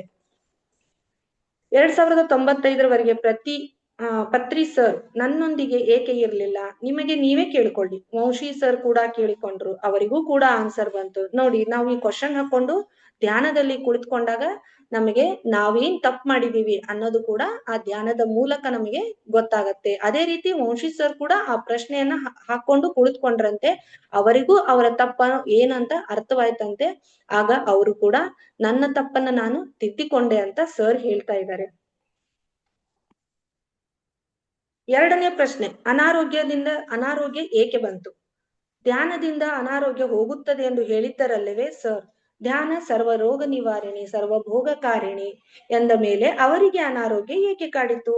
ಈ ಕರೋನಾ ಬಂದಾಗ ನೋಡಿ, ಸರ್ಗೆ ಕೇಳಿದ್ರಂತೆ, ಕಿರಣ್ ಸರ್ಗೆ. ಅವರು ಯಾವಾಗ್ಲೂ ಧ್ಯಾನ ಮಾಡ್ರಿ, ಸರ್ವರೋಗ ನಿವಾರಣೆ, ಸರ್ವಭೋಗಕಾರಿಣಿ ಅಂತ ಹೇಳ್ತಾ ಇದ್ದ ಪತ್ರಿಜಿ ಗುರುಗಳಿಗೆ ಅನಾರೋಗ್ಯ ಲಾಸ್ಟ್ ಮೂಮೆಂಟ್ ಅಲ್ಲಿ ಅನಾರೋಗ್ಯ ಯಾಕೆ ಕಾಡ್ತು ಅವರಿಗೆ ಅಂತ ಕ್ವಶನ್ ಕೇಳಿದ್ರಂತೆ. ಅದಕ್ಕೆ ಸರ್ ಕಿರಣ್ ಸರ್ ಅವರು ಎಷ್ಟು ಚೆನ್ನಾಗಿ ಉದಾಹರಣೆ ಕೊಡ್ತಾ ಇದ್ದಾರೆ ನೋಡಿ. ಕರೋನಾ ಟೈಮ್ದಲ್ಲಿ ಸಾಕಷ್ಟು ಡಾಕ್ಟರ್ಸ್ ಕೂಡ ಸತ್ರು. ಯಾಕೆ ಸತ್ರು? ಅವ್ರಿಗೆಲ್ಲ ಟ್ರೀಟ್ಮೆಂಟ್ ಗೊತ್ತಿತ್ತು, ಇಂಜೆಕ್ಷನ್ ಗೊತ್ತಿತ್ತು, ಎಲ್ಲ ಗೊತ್ತಿತ್ತು ಅವರಿಗೆ. ಗೊತ್ತಿದ್ರು ಕೂಡ ಯಾಕೆ ಸತ್ರು ಅಂದ್ರೆ ಅವರು ಕರೋನಾ ಪೇಷಂಟ್ ಗಳನ್ನ ಕ್ಯೂರ್ ಮಾಡ್ತಾ ಅವ್ರಿಗೆ ಆ ಒಂದು ವೈರಸ್ ಏನಾಯ್ತು, ಅಟ್ಯಾಕ್ ಆಗಿ ಅವರು ತೀರ್ಕೊಂಡ್ರು. ಅಂದ್ರೆ 24 hours ಅವ್ರು ಕರೋನಾ ಪೇಷಂಟ್ ಗಳನ್ನ ನೋಡಿ ನೋಡಿ ಎಷ್ಟೊಂದು ಡಾಕ್ಟರ್ಗಳಿಗೆ ಕರೋನಾ ಬಂದು ಅವ್ರು ಏನಾಗ್ಬಿಟ್ರು, ಸತ್ ಹೋಗ್ಬಿಟ್ರು. ಅದೇ ರೀತಿ ನಮ್ಮ ಗುರುಗಳು ಕೂಡ 24 hours 24x7 ಧ್ಯಾನ ಪ್ರಚಾರಕ್ಕಾಗಿ ಮತ್ತು ಸಸ್ಯಾಹಾರ ರ್ಯಾಲಿಗಾಗಿ ಇದರ ಒಂದು ಕಾರ್ಯಕ್ಕಾಗಿ ತಮ್ಮನ್ನ ತಾವು ತೊಡಗಿಸ್ಕೊಂಡು ತಮ್ಮ ಆರೋಗ್ಯದ ಕಡೆಗೂ ಕೂಡ ಅವರು ಗಮನ ಕೊಡದೆ, ಆಹಾರದ ಕಡೆಗೆ ಗಮನ ಕೊಡದೆ ಅವಿರತವಾಗಿ ಅವರು ದುಡಿತಾ ಅವರ ದೇಹವನ್ನ ಏನ್ ಮಾಡ್ಬಿಟ್ರು, ಕ್ಷೀಣ ಮಾಡಿದ್ರು. ಅಂದ್ರೆ ಒಂದು ಕಲ್ಯಾಣಕ್ಕಾಗಿ, ಒಂದು ಲೋಕ ಕಲ್ಯಾಣಕ್ಕಾಗಿ, ಸಮಾಜ ಕಲ್ಯಾಣಕ್ಕಾಗಿ ತಮ್ಮನ್ನ ತಾವು ತೊಡಗಿಸ್ಕೊಂಡು ತಮ್ಮ ಆರೋಗ್ಯದ ಕಡೆಗೂ ಕೂಡ ಗಮನ ಕೊಡದೆ ಆ ಒಂದು ಸಮಾಜಕ್ಕೆ ತಮ್ಮ ಜೀವವನ್ನ, ಒಂದು ಬ್ರಹ್ಮಾಂಡಕ್ಕೆ, ಒಂದು ವಿಶ್ವಕ್ಕೆ ತಮ್ಮನ್ನ ತಾವು ಏನ್ ಮಾಡ್ಕೊಂಡ್ರು, ಅರ್ಪಿಸ್ಕೊಂಡ್ರು ಅಂತ ಸರ್ ಹೇಳ್ತಾ ಇದ್ದಾರೆ. ಎಷ್ಟು ಚೆನ್ನಾಗಿ ಒಂದು ಉದಾಹರಣೆಯನ್ನು ಕೂಡ ಅವರು ತಿಳಿಸಿದ್ರು ನಮಗೆ. ಎಲ್ಲಿ ಹೋಗಿದ್ದರು, ಯಾರಿಗೆ ಕೇಳಿದರು, ಅವರಿಗೆ ಧ್ಯಾನಿಸಲು ಸಮಯವಿತ್ತ. ನಮ್ಮ ಪಿರಮಿಡ್ ಅನ್ನು ಪತ್ರಿಸೋರ್ ಓಪನಿಂಗ್ ಮಾಡಬೇಕು. ನೋಡಿ, ಅವ್ರಿಗೆ ಎಲ್ಲಿ ಹೋದ್ರು ಕೂಡ ಅವ್ರಿಗೆ ಅವರು ಒಂದು ಏನು ವಿಚಾರ ಅಂದ್ರೆ, ನಾ ಎಲ್ಲರಿಗೂ ಧ್ಯಾನವನ್ನ ಹೇಳ್ಕೊಡ್ಬೇಕು, ಎಲ್ಲರಿಗೂ ಅಹಿಂಸೆಯಿಂದ ನಡೆದುಕೊಳ್ಳಿ ಅಂತ ಹೇಳ್ಬೇಕು, ವೆಜಿಟೇರಿಯನ್ ಆಗಿ ಅಂತ ನಾನು ಹೇಳ್ಬೇಕು, ಎಲ್ಲರಿಗೂ ಪಿರಾಮಿಡ್ ಗಳನ್ನ ಬಳಸಿ ಅಂತ ಹೇಳ್ಕೊಡ್ಬೇಕು ಅನ್ನೋದು ಒಂದು ತುಂಬಾ ಅಂದ್ರೆ ತುಂಬಾ ಒಂದು ಸಂಕಲ್ಪ ಇತ್ತು ಸರ್ದು. ಹೀಗಾಗಿ ಅವರು ತಮ್ಮ 40 ವರ್ಷದ ಜೀವಮಾನವಿಡೀ ಅವರು ಎಲ್ಲಾ ಕಡೆಗೂ ಪ್ರಚಾರಕ್ಕಾಗಿ ತಾವು ಓಡಾಡ್ತಾ ಇದ್ರು. ತಮ್ಮ ಅರ್ಧ ಆಯುಷ್ಯನ ಅದಕ್ಕಾಗಿನೇ ಅವರು ವಿನಿಯೋಗ ಮಾಡಿದ್ರು. ಹೀಗಾದಾಗ ಅವರ ಅನಾರೋಗ್ಯ ಸಹಜವಾಗಿ, ಮತ್ತು ವಯಸ್ಸು ಬೇರೆ 75 ಆಗಿತ್ತು ಸರ್ ದೇಹ ತ್ಯಾಗ ಮಾಡಿದಾಗ. ಆ ಒಂದು ವಯಸ್ಸು ಕೂಡ ಅವರಿಗೆ, ದೇಹಕ್ಕೆ ಎಲ್ಲವೂ ಶಕ್ತಿ ಬೇಕು, ಆ ವಯಸ್ಸಿಗೆ ತಕ್ಕಂಗ ದೇಹ ಕೂಡ ನಮಗೆ ಸಪೋರ್ಟ್ ಮಾಡ್ತಾ ಇದ್ದು, ಆ ರೀತಿ ಆ ಒಂದು 75 ವರ್ಷದಲ್ಲಿ ಅವರು ಅವಿರತವಾಗಿ ಅಷ್ಟೊಂದು ಪರಿಶ್ರಮ ಪಟ್ಟಾಗ ದೇಹ ಶಕ್ತಿ ಅಂದ್ರೆ ಯಾವ ರೀತಿ ತಡ್ಕೋತೆ ಮಾಸ್ಟರ್ಸ್? ಹೀಗಾಗಿ ಅವರಿಗೆ ಈ ರೀತಿ ವಂಶಿ ಕಿರಣ್ ಸರ್ ಕೇಳಿದಂತಹ ಮಾಸ್ಟರ್ಸ್ಗಳಿಗೆ ಜನರಿಗೆ ಒಂದು ಉತ್ತರವನ್ನ ನೀಡಿದರಂತೆ. 75 ವರ್ಷದ ಒಂದು ವಯಸ್ಸಿನಲ್ಲಿ, ಇಳಿ ವಯಸ್ಸಿನಲ್ಲಿಯೂ ಕೂಡ ಸರ್ ಒಂದು ಕ್ಷಣ ಕುಳಿತುಕೊಳ್ಳಲಾರದೆ ತಮ್ಮನ್ನು ತಾವು ಸಮಾಜಕ್ಕಾಗಿ, ವಿಶ್ವಕ್ಕಾಗಿ ಅರ್ಪಿಸ್ಕೊಂಡ್ರು. ಇಂತ ಒಂದು ವಯಸ್ಸಿನಲ್ಲಿ ಆ ಒಂದು ಶಕ್ತಿಯನ್ನ ಅವ್ರಿಗೆ ಧ್ಯಾನದಿಂದ ಬಂದಿತ್ತು. ಆದ್ರೂ ಮಾಡು ಅಂದ್ರೆ ಆ ದೇಹ ಎಷ್ಟಂತ ತಡೆದುಕೊಳ್ಬೇಕು ಅಂತಂದು ಅವರಿಗೆ ಒಂದು ತಿಳಿ ಹೇಳಿದರು. ಒಂದು ಗುರುವಿನ ಜೊತೆಗೆ ಸಹಜತೆಯಿಂದ ಇರುವುದು ಎಷ್ಟು ಅದೃಷ್ಟ. ಸೊ ಪತ್ರಿಜಿ ಗುರುಗಳು ಏಕೆ ಹೋದರು ಅಂದ್ರೆ ತಮ್ಮ ಪ್ರಣಾಳಿಕೆ ಬದಲಿಸಿಕೊಂಡರು. ಏಕೆ ಬದಲಾಯಿಸಿಕೊಂಡರು? ನಾವು ಸರಿಯಾಗಿ ಇಲ್ಲ. ಮತ್ತೆ ಅವರಿಗೆ ಅನಾರೋಗ್ಯ ಏಕೆ ಬಂತು ಎಂದರೆ ಧ್ಯಾನಿಸಲು ಸಮಯ ಅವರಿಗೆ ಸಿಗುತ್ತಿರ್ಲಿಲ್ಲ. ಕರೋನಾ ವೇಳೆಯಲ್ಲಿಯೂ ಕೂಡ ಅವರು ಧ್ಯಾನಿಸಲು ಒಂದು ದಿನವೂ ಸಿಗಲಿಲ್ಲ. ಅಷ್ಟೊಂದು ಸಮಯ ಅವರು ಧ್ಯಾನಕ್ಕಾಗಿ ವಿನಿಯೋಗ ಮಾಡಿದರು. ನೋಡಿ, ಧ್ಯಾನಕ್ಕಾಗಿ ಅವರು ಎಷ್ಟು ಸಮಯ ವಿನಿಯೋಗ ಮಾಡಿದ್ದಾರೆ ಅಂದ್ರೆ ತಮ್ಮ ಒಂದು ಇದ್ರ ಕಡೆನ ಅವ್ರಿಗೆ ಲಕ್ಷ್ಯ ಇಲ್ಲ. ಕರೋನಾ ಟೈಮ್ದಲ್ಲಿ ಅಂತೂ ಅವ್ರಿಗೆ ವೇಳೆನೆ ಸಿಗ್ತಾ ಇರ್ಲಿಲ್ಲ ಅಂತೆ. ಒಂದು ಕಪ್ ಟೀ ಕುಡಿಲಿಕ್ಕೂ ಕೂಡ ಅವ್ರಿಗೆ ಟೈಮ್ ಸಿಗ್ತಾ ಇರ್ಲಿಲ್ಲ ಅಂತ. ಅಷ್ಟೊಂದು ಅವ್ರು ಕರೋನಾ ಟೈಮ್ದಲ್ಲಿ ಕೂಡ ಸರ್ ಅಷ್ಟು ದುಡಿದು ಬಿಟ್ಟಿದ್ದಾರೆ. ಅಷ್ಟು ದುಡಿದು ಗುರುಗಳೇ ಬನ್ನಿ ಸ್ವಲ್ಪ ಟಿಫಿನ್ ಮಾಡಿ, ಕಾಫಿ ಕುಡೀರಿ ಅಂತ ಮಾಸ್ಟರ್ಸ್, ಅವ್ರ ಜೊತೆಗಿದ್ದಂತ ಮಾಸ್ಟರ್ಸ್ ಕರೆದ್ರೆ ಮತ್ತೆ ಕುಳಿತುಕೊಂಡ್ರೆ ಒಂದ್ 10 ನಿಮಿಷ ಟೈಮ್ ವೇಸ್ಟ್ ಆಗತ್ತೆ ಅಂತಂದು ಸರ್ ಮತ್ತೆ ತಮ್ಮ ಒಂದು ಕಾಯಕವನ್ನೇ ಶುರು ಮಾಡ್ಕೊಂತ ಇದ್ರಂತೆ. ಅಷ್ಟೊಂದು ಸರ್ ಡೆಡಿಕೇಟೆಡ್ ಆಗಿ ತಮ್ಮ ವರ್ಕ್ ಅನ್ನ ಅವರು ನಿಭಾಯಿಸಿದರು. ಆ ಒಂದು ಸರ್ ಮಾಡಿದಂತಹ ಒಂದು ಪರಿಶ್ರಮದಲ್ಲಿ ನಾವು ಒಂದು ಕಿಂಚಿತ್ ಒಂದು 5% ಆದ್ರೂ ನಾವು ಮಾಡಿದೇವಾ ಅನ್ನೋದನ್ನ ನಮ್ಮನ್ನ ನಾವೇ ಏನ್ ಮಾಡ್ಕೋಬೇಕು, ಚೆಕ್ ಮಾಡ್ಕೋಬೇಕು. ಇದಕ್ಕೆ ಪ್ರತ್ಯಕ್ಷ ಸಾಕ್ಷಿ ನಾನೇ ಇದ್ದೀನಿ ಅಂತ ವಂಶಿ ಕಿರಣ್ ಸರ್ ಹೇಳ್ತಾ ಇದ್ದಾರೆ. ನಾನು ಜೊತೆಯಲ್ಲಿ ಇದ್ದೆ. ಇಂತಹ ಘಟನೆಗಳು ಎಷ್ಟೋ ಇದ್ದಾವೆ. ಆದರೆ ಅಷ್ಟು ಪರಿಶ್ರಮ ಪಡುವ ವ್ಯಕ್ತಿಗೆ ಧ್ಯಾನಿಸಲು ಸಮಯ ಎಲ್ಲಿದೆ ಹೇಳಿ? ಪತ್ರಿಜಿ ಗುರುಗಳು ಮನೆಯಲ್ಲಿ ಧ್ಯಾನಿಸುತ್ತಾ ಇದ್ದಿದ್ದರೆ ಆರೋಗ್ಯವಾಗಿ ಇನ್ನೂ ಸ್ವಲ್ಪ ದಿವಸಗಳವರೆಗೆ ಇರುತ್ತಿದ್ದರೋ ಏನೋ. ನೋಡಿ ಎಷ್ಟು ಚೆನ್ನಾಗಿ ಹೇಳ್ತಾ ಇದ್ದಾರೆ ಸರ್. ನನಗ್ಯಾಕೆ ಬೇಕು ಈ ಸಮಾಜ ಕಲ್ಯಾಣ, ನನಗ್ಯಾಕೆ ಬೇಕು ಈ ಧ್ಯಾನ? ನಾನ್ ಕಲ್ತಿದ್ದೀನಿ, ನಾನು ಒಬ್ನೇ ನನ್ನ ಮನೆಯಲ್ಲಿ ನಾ ಮಾಡ್ಕೊತಾ ಇದ್ಬಿಟ್ರೆ ಮುಗಿದೋತು. ನಾನು ನನ್ನ ಕುಟುಂಬ ಚೆನ್ನಾಗಿದ್ರೆ ಮುಗಿದೋತು. ನನಗೇಕೆ ಬೇರೆಯೊಬ್ರು ಸಹವಾಸ, ಬೇರೆಯೊಬ್ಬರನ್ನ ಒಂದು ಸಮಾಜವನ್ನ ಸುಧಾರಿಸುವ ಒಂದು ಹೊಣೆ ನನಗ್ಯಾಕೆ ಅಂತ ಸರ್ ಏನಾದ್ರು ಮನೆಯ ಒಳಗಡೆ ಇದ್ದಿದ್ರೆ ಚೆನ್ನಾಗಿ ಅವರು ಆರೋಗ್ಯವಾಗಿ 100 ವರ್ಷ ಬದುಕ್ತಿದ್ರೋ ಏನೋ. ಆದ್ರೆ ಸರ್ ಆತರ ಮಾಡ್ಲಿಲ್ಲ. ನನ್ನ ಕುಟುಂಬ ಅನ್ನೋ ಒಂದು ಸ್ವಾರ್ಥವನ್ನ ಬಿಟ್ಟು ನಿಸ್ವಾರ್ಥದಿಂದ ಅವರು ಲೋಕ ಕಲ್ಯಾಣಕ್ಕಾಗಿ ತಮ್ಮನ್ನು ತಾವು ತೊಡಗಿಸ್ಕೊಂಡು ತಮ್ಮ ಆರೋಗ್ಯದ ಕಡೆಗೂ ಕೂಡ ಗಮನವನ್ನು ಕೊಡದೆ ಇಷ್ಟು ಎಲ್ಲ ತಮ್ಮ ಸೇವೆಯನ್ನ ತಮ್ಮ ವಿಶ್ವಕ್ಕೆ ಅರ್ಪಿಸಿದ್ರಲ್ಲ ಅನ್ನೋದಕ್ಕೆ ಸರ್ ಹೇಳ್ತಾ ಇದ್ದಾರೆ. ಇರ್ಬೋದಾಗಿತ್ತು ಸರ್ನು ಸ್ವಾರ್ಥದಿಂದ, ಮಾಡ ಬಿಡಪ್ಪ ನಾನ್ ಕಲ್ತಿರೋ ಧ್ಯಾನ ನನ್ನ ಮಟ್ಟಿಗೆ ನಂಗೆ ಯೂಸ್ ಆದ್ರೆ ಸಾಕು, ಬೇರೆದವ್ರು ತಗೊಂಡ್ ನಾನೇನ್ ಮಾಡ್ಲಿ ಅಂತ ಸರ್ ಮನೆಯಲ್ಲೇ ಇದ್ಬಿಟ್ಟಿದ್ರೆ ಇವತ್ತು ನಾನು ಕೂಡ ಇಲ್ಲೇ ಸತ್ಸಂಗ ಮಾಡ್ತಾ ಇರ್ಲಿಲ್ಲ, ನೀವು ಕೂಡ ನನ್ಗೆ ಒಂದು ಕ್ಲಾಸ್ ಅನ್ನ ತಗೊಳ್ಳಿ ಅಂತ ನೀವು ಕೂಡ ನನಗೆ ಹೇಳ್ತಾ ಇರ್ಲಿಲ್ಲ. ನಿಜವಾಗಿ ಆ ಒಂದು ಗುರುವಿಗೆ ಇವತ್ತ ಆತ್ಮ ನಮನಗಳನ್ನ ನಾವು ಸಲ್ಲಿಸಬೇಕು. ಎಂತ ಒಂದು ವಿದ್ಯೆಯನ್ನ ನಮಗೆ ಕಲಿಸಿಕೊಟ್ಟು ಹೋದಂತಹ ಗುರುವಿಗೆ ನಾವು ಎಷ್ಟು ನಮನಗಳನ್ನ ಸಲ್ಲಿಸಿದ್ರು ಕಮ್ಮಿ, ಎಷ್ಟು ನಾವು ಅವ್ರಿಗೆ ಗ್ರಾಟಿಟ್ಯೂಡ್ ಹೇಳಿದ್ರು ಕಮ್ಮಿ.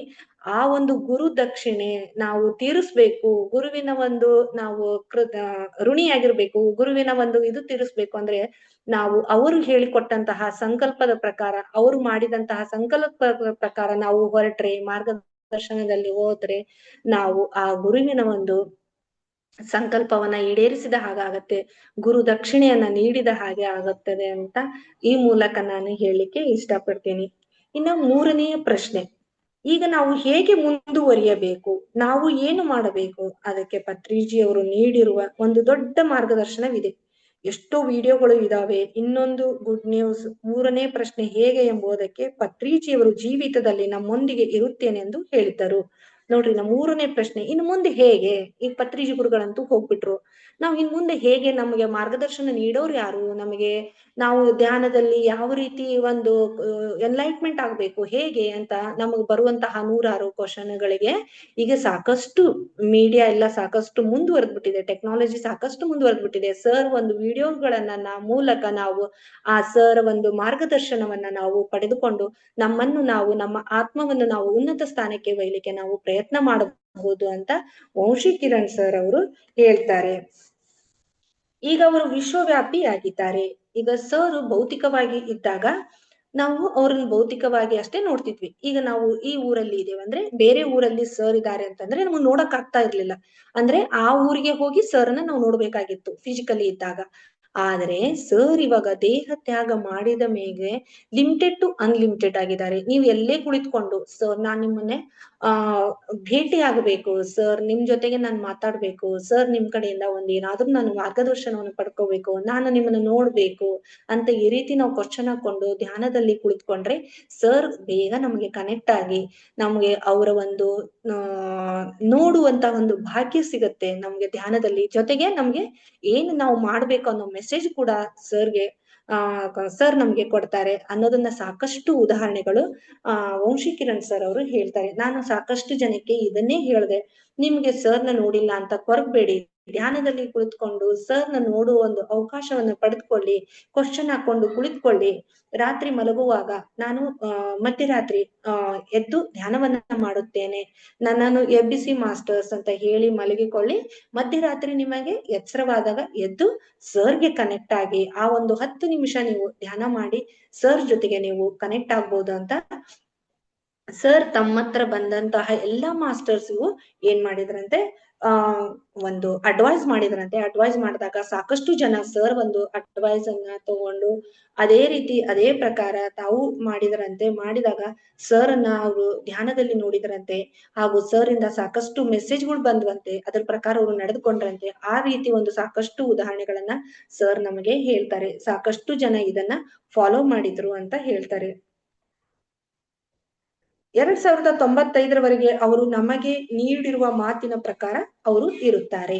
ಸರ್ ನಮಗೆ 2095 ಮಟ್ಟ ಇರ್ತೇನೆ ಅಂತ ಹೇಳಿದ್ರಲ್ಲ, ಅದೇ ಪ್ರಕಾರ ಸರ್ ನಮಗೆ 2095ನೇ ಇಸ್ವಿ ಮಟ್ಟನು ಇರ್ತಾರೆ. ಹೇಗೆ ಇರ್ತಾರೆ ಅಂತಂದ್ರೆ ಅರ್ತ್ ಫ್ರೀಕ್ವೆನ್ಸಿಯಲ್ಲೇ ಸರ್ ಇರ್ತಾರೆ ಅಂತಂದು ವಂಶಿ ಕಿರಣ್ ಅವರು ಹೇಳ್ತಾ ಇದ್ದಾರೆ. ಅದರ ಜೊತೆಗೆ 2095 ಆಸ್ಟ್ರಲ್ ಬಾಡಿಯಲ್ಲಿ ಇರ್ತಾರೆ ಅಂತ ಸರ್ ನಮಗೆ ಹೇಳಿದ್ದಾರೆ. ಆಸ್ಟ್ರಲ್ ಬಾಡಿಯಲ್ಲಿ ಇರ್ತಾರೆ ಹಾಗೂ ಅರ್ತ್ ಫ್ರೀಕ್ವೆನ್ಸಿಯಲ್ಲಿ ಇರ್ತಾರೆ ಅಂತ ಹೇಳಿದ್ರು. ಆಮೇಲೆ ಕೆಲವೊಬ್ರು ತಮ್ಮ ಒಂದು ಅನುಭವವನ್ನ ವಂಶಿ ಕಿರಣ್ ಸರ್ ಜೊತೆಗೆ ಬಂದು ಹಂಚಿಕೊಂಡ್ರಂತೆ. ಯಾವ ರೀತಿ ಅಂತಂದ್ರೆ ಧ್ಯಾನದಲ್ಲಿ ಸರ್ ಒಂದು ದೊಡ್ಡ ಸಿಂಹದ ಆಕಾರದಲ್ಲಿ ಹಾಗೂ ಕೆಲವೊಬ್ಬರಿಗೆ ಒಂದು ಕಾಂತಿಯ ಚೆಂಡಿನ ರೂಪದಲ್ಲಿ ಈ ರೀತಿ ಸರ್ ಅವರಿಗೆ ಒಂದು ಧ್ಯಾನದಲ್ಲಿ ಕಂಡ್ರಂತೆ. ಹಾಗೆ ಮೆಸೇಜ್ ಅನ್ನು ಕೂಡ ಕೊಟ್ರಂತೆ. ಈ ರೀತಿ ನಾವೆಲ್ಲರೂ ಆ ವಂಶಿ ಕಿರಣ್ ಸರ್ ಹೇಳಿಕೊಟ್ಟಂತಹ ಒಂದು ಟೆಕ್ನಿಕ್ ಅನ್ನ ಯೂಸ್ ಮಾಡ್ಕೊಂಡು ಎಲ್ಲರೂ ಅವರವರ ಒಂದು ಅನುಭವವನ್ನ ಶೇರ್ ಮಾಡ್ಕೊಂಡಿದ್ದಾರೆ. ಆ ಒಂದು ಟೆಕ್ನಿಕ್ ಅಂದ್ರೆ ಇನ್ನೊಂದ್ಸಾರಿ ಹೇಳ್ತೀನಿ ಕೇಳಿ. 2095 ರಲ್ಲಿ ಸರ್ ನಮಗೆ 2095 ರಲ್ಲಿ ಸರ್ ನಮಗೆ 2095 ನೇ ಇಸ್ವಿ ಮಟ್ಟ ಇರ್ತಾರೆ ಅಂತ ಹೇಳಿದ್ರು. ಆಮೇಲೆ ಕೆಲವೊಬ್ರು ತಮ್ಮ ಒಂದು ಅನುಭವವನ್ನ ವಂಶಿ ಕಿರಣ್ ಸರ್ ಜೊತೆಗೆ ಬಂದು ಹಂಚಿಕೊಂಡ್ರಂತೆ. ಯಾವ ರೀತಿ ಅಂತಂದ್ರೆ ಧ್ಯಾನದಲ್ಲಿ ಸರ್ ಒಂದು ದೊಡ್ಡ ಸಿಂಹದ ಆಕಾರದಲ್ಲಿ ಹಾಗೂ ಕೆಲವೊಬ್ಬರಿಗೆ ಒಂದು ಕಾಂತಿಯ ಚೆಂಡಿನ ರೂಪದಲ್ಲಿ ಈ ರೀತಿ ಸರ್ ಅವರಿಗೆ ಒಂದು ಧ್ಯಾನದಲ್ಲಿ ಕಂಡ್ರಂತೆ. ಹಾಗೆ ಮೆಸೇಜ್ ಅನ್ನು ಕೂಡ ಕೊಟ್ರಂತೆ. ಈ ರೀತಿ ನಾವೆಲ್ಲರೂ ಆ ವಂಶಿ ಕಿರಣ್ ಸರ್ ಹೇಳಿಕೊಟ್ಟಂತಹ ಒಂದು ಟೆಕ್ನಿಕ್ ಅನ್ನ ಯೂಸ್ ಮಾಡ್ಕೊಂಡು ಎಲ್ಲರೂ ಅವರವರ ಒಂದು ಅನುಭವವನ್ನ ಶೇರ್ ಮಾಡ್ಕೊಂಡಿದ್ದಾರೆ. ಸರ್ ಜೊತೆಗೆ ನಾವು ಮಾತಾಡ್ಬೇಕು, ಸರ್ ಜೊತೆಗೆ ನಾವು ಕನೆಕ್ಟ್ ಆಗ್ಬೇಕು ಅಂತಂದ್ರೆ ಧ್ಯಾನ ಮಾಡಿ, ರಾತ್ರಿ ಮಲಗುವಾಗ ಧ್ಯಾನ ಮಾಡಿ, ಮಧ್ಯದಲ್ಲಿ ಎಚ್ಚರಿಕೆಯಾಗಲಿ ಎಂದು ಹೇಳಿ ಮಲಗಿಕೊಳ್ಳಿ. ಮಧ್ಯರಾತ್ರಿ ಎಚ್ಚರವಾದಾಗ ಕೇವಲ 10 ನಿಮಿಷ ಧ್ಯಾನ ಮಾಡಿ. ಪತ್ರಿಜಿ ಗುರುಗಳೇ, ಪಿತಾಮಹ, ನೀವು ಎಲ್ಲಿದ್ದೀರಾ ಎಂದು ಕೇಳಿ. ಮತ್ತೆ 10 ನಿಮಿಷ ಧ್ಯಾನ ಮಾಡಿ ಮಲಗಿಕೊಳ್ಳಿ.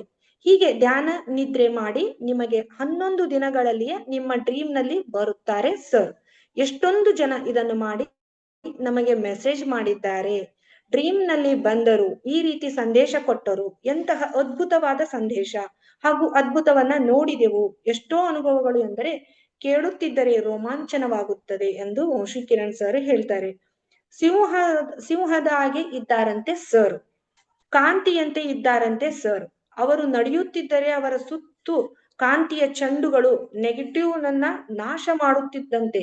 ಕೆಲವೊಬ್ಬರ ಅನುಭವಗಳು, ಎಂತಹ ಮೆಸೇಜ್ಗಳು, ಎಂತಹ ಅದ್ಭುತ ಅನುಭವಗಳು ನೋಡಿ.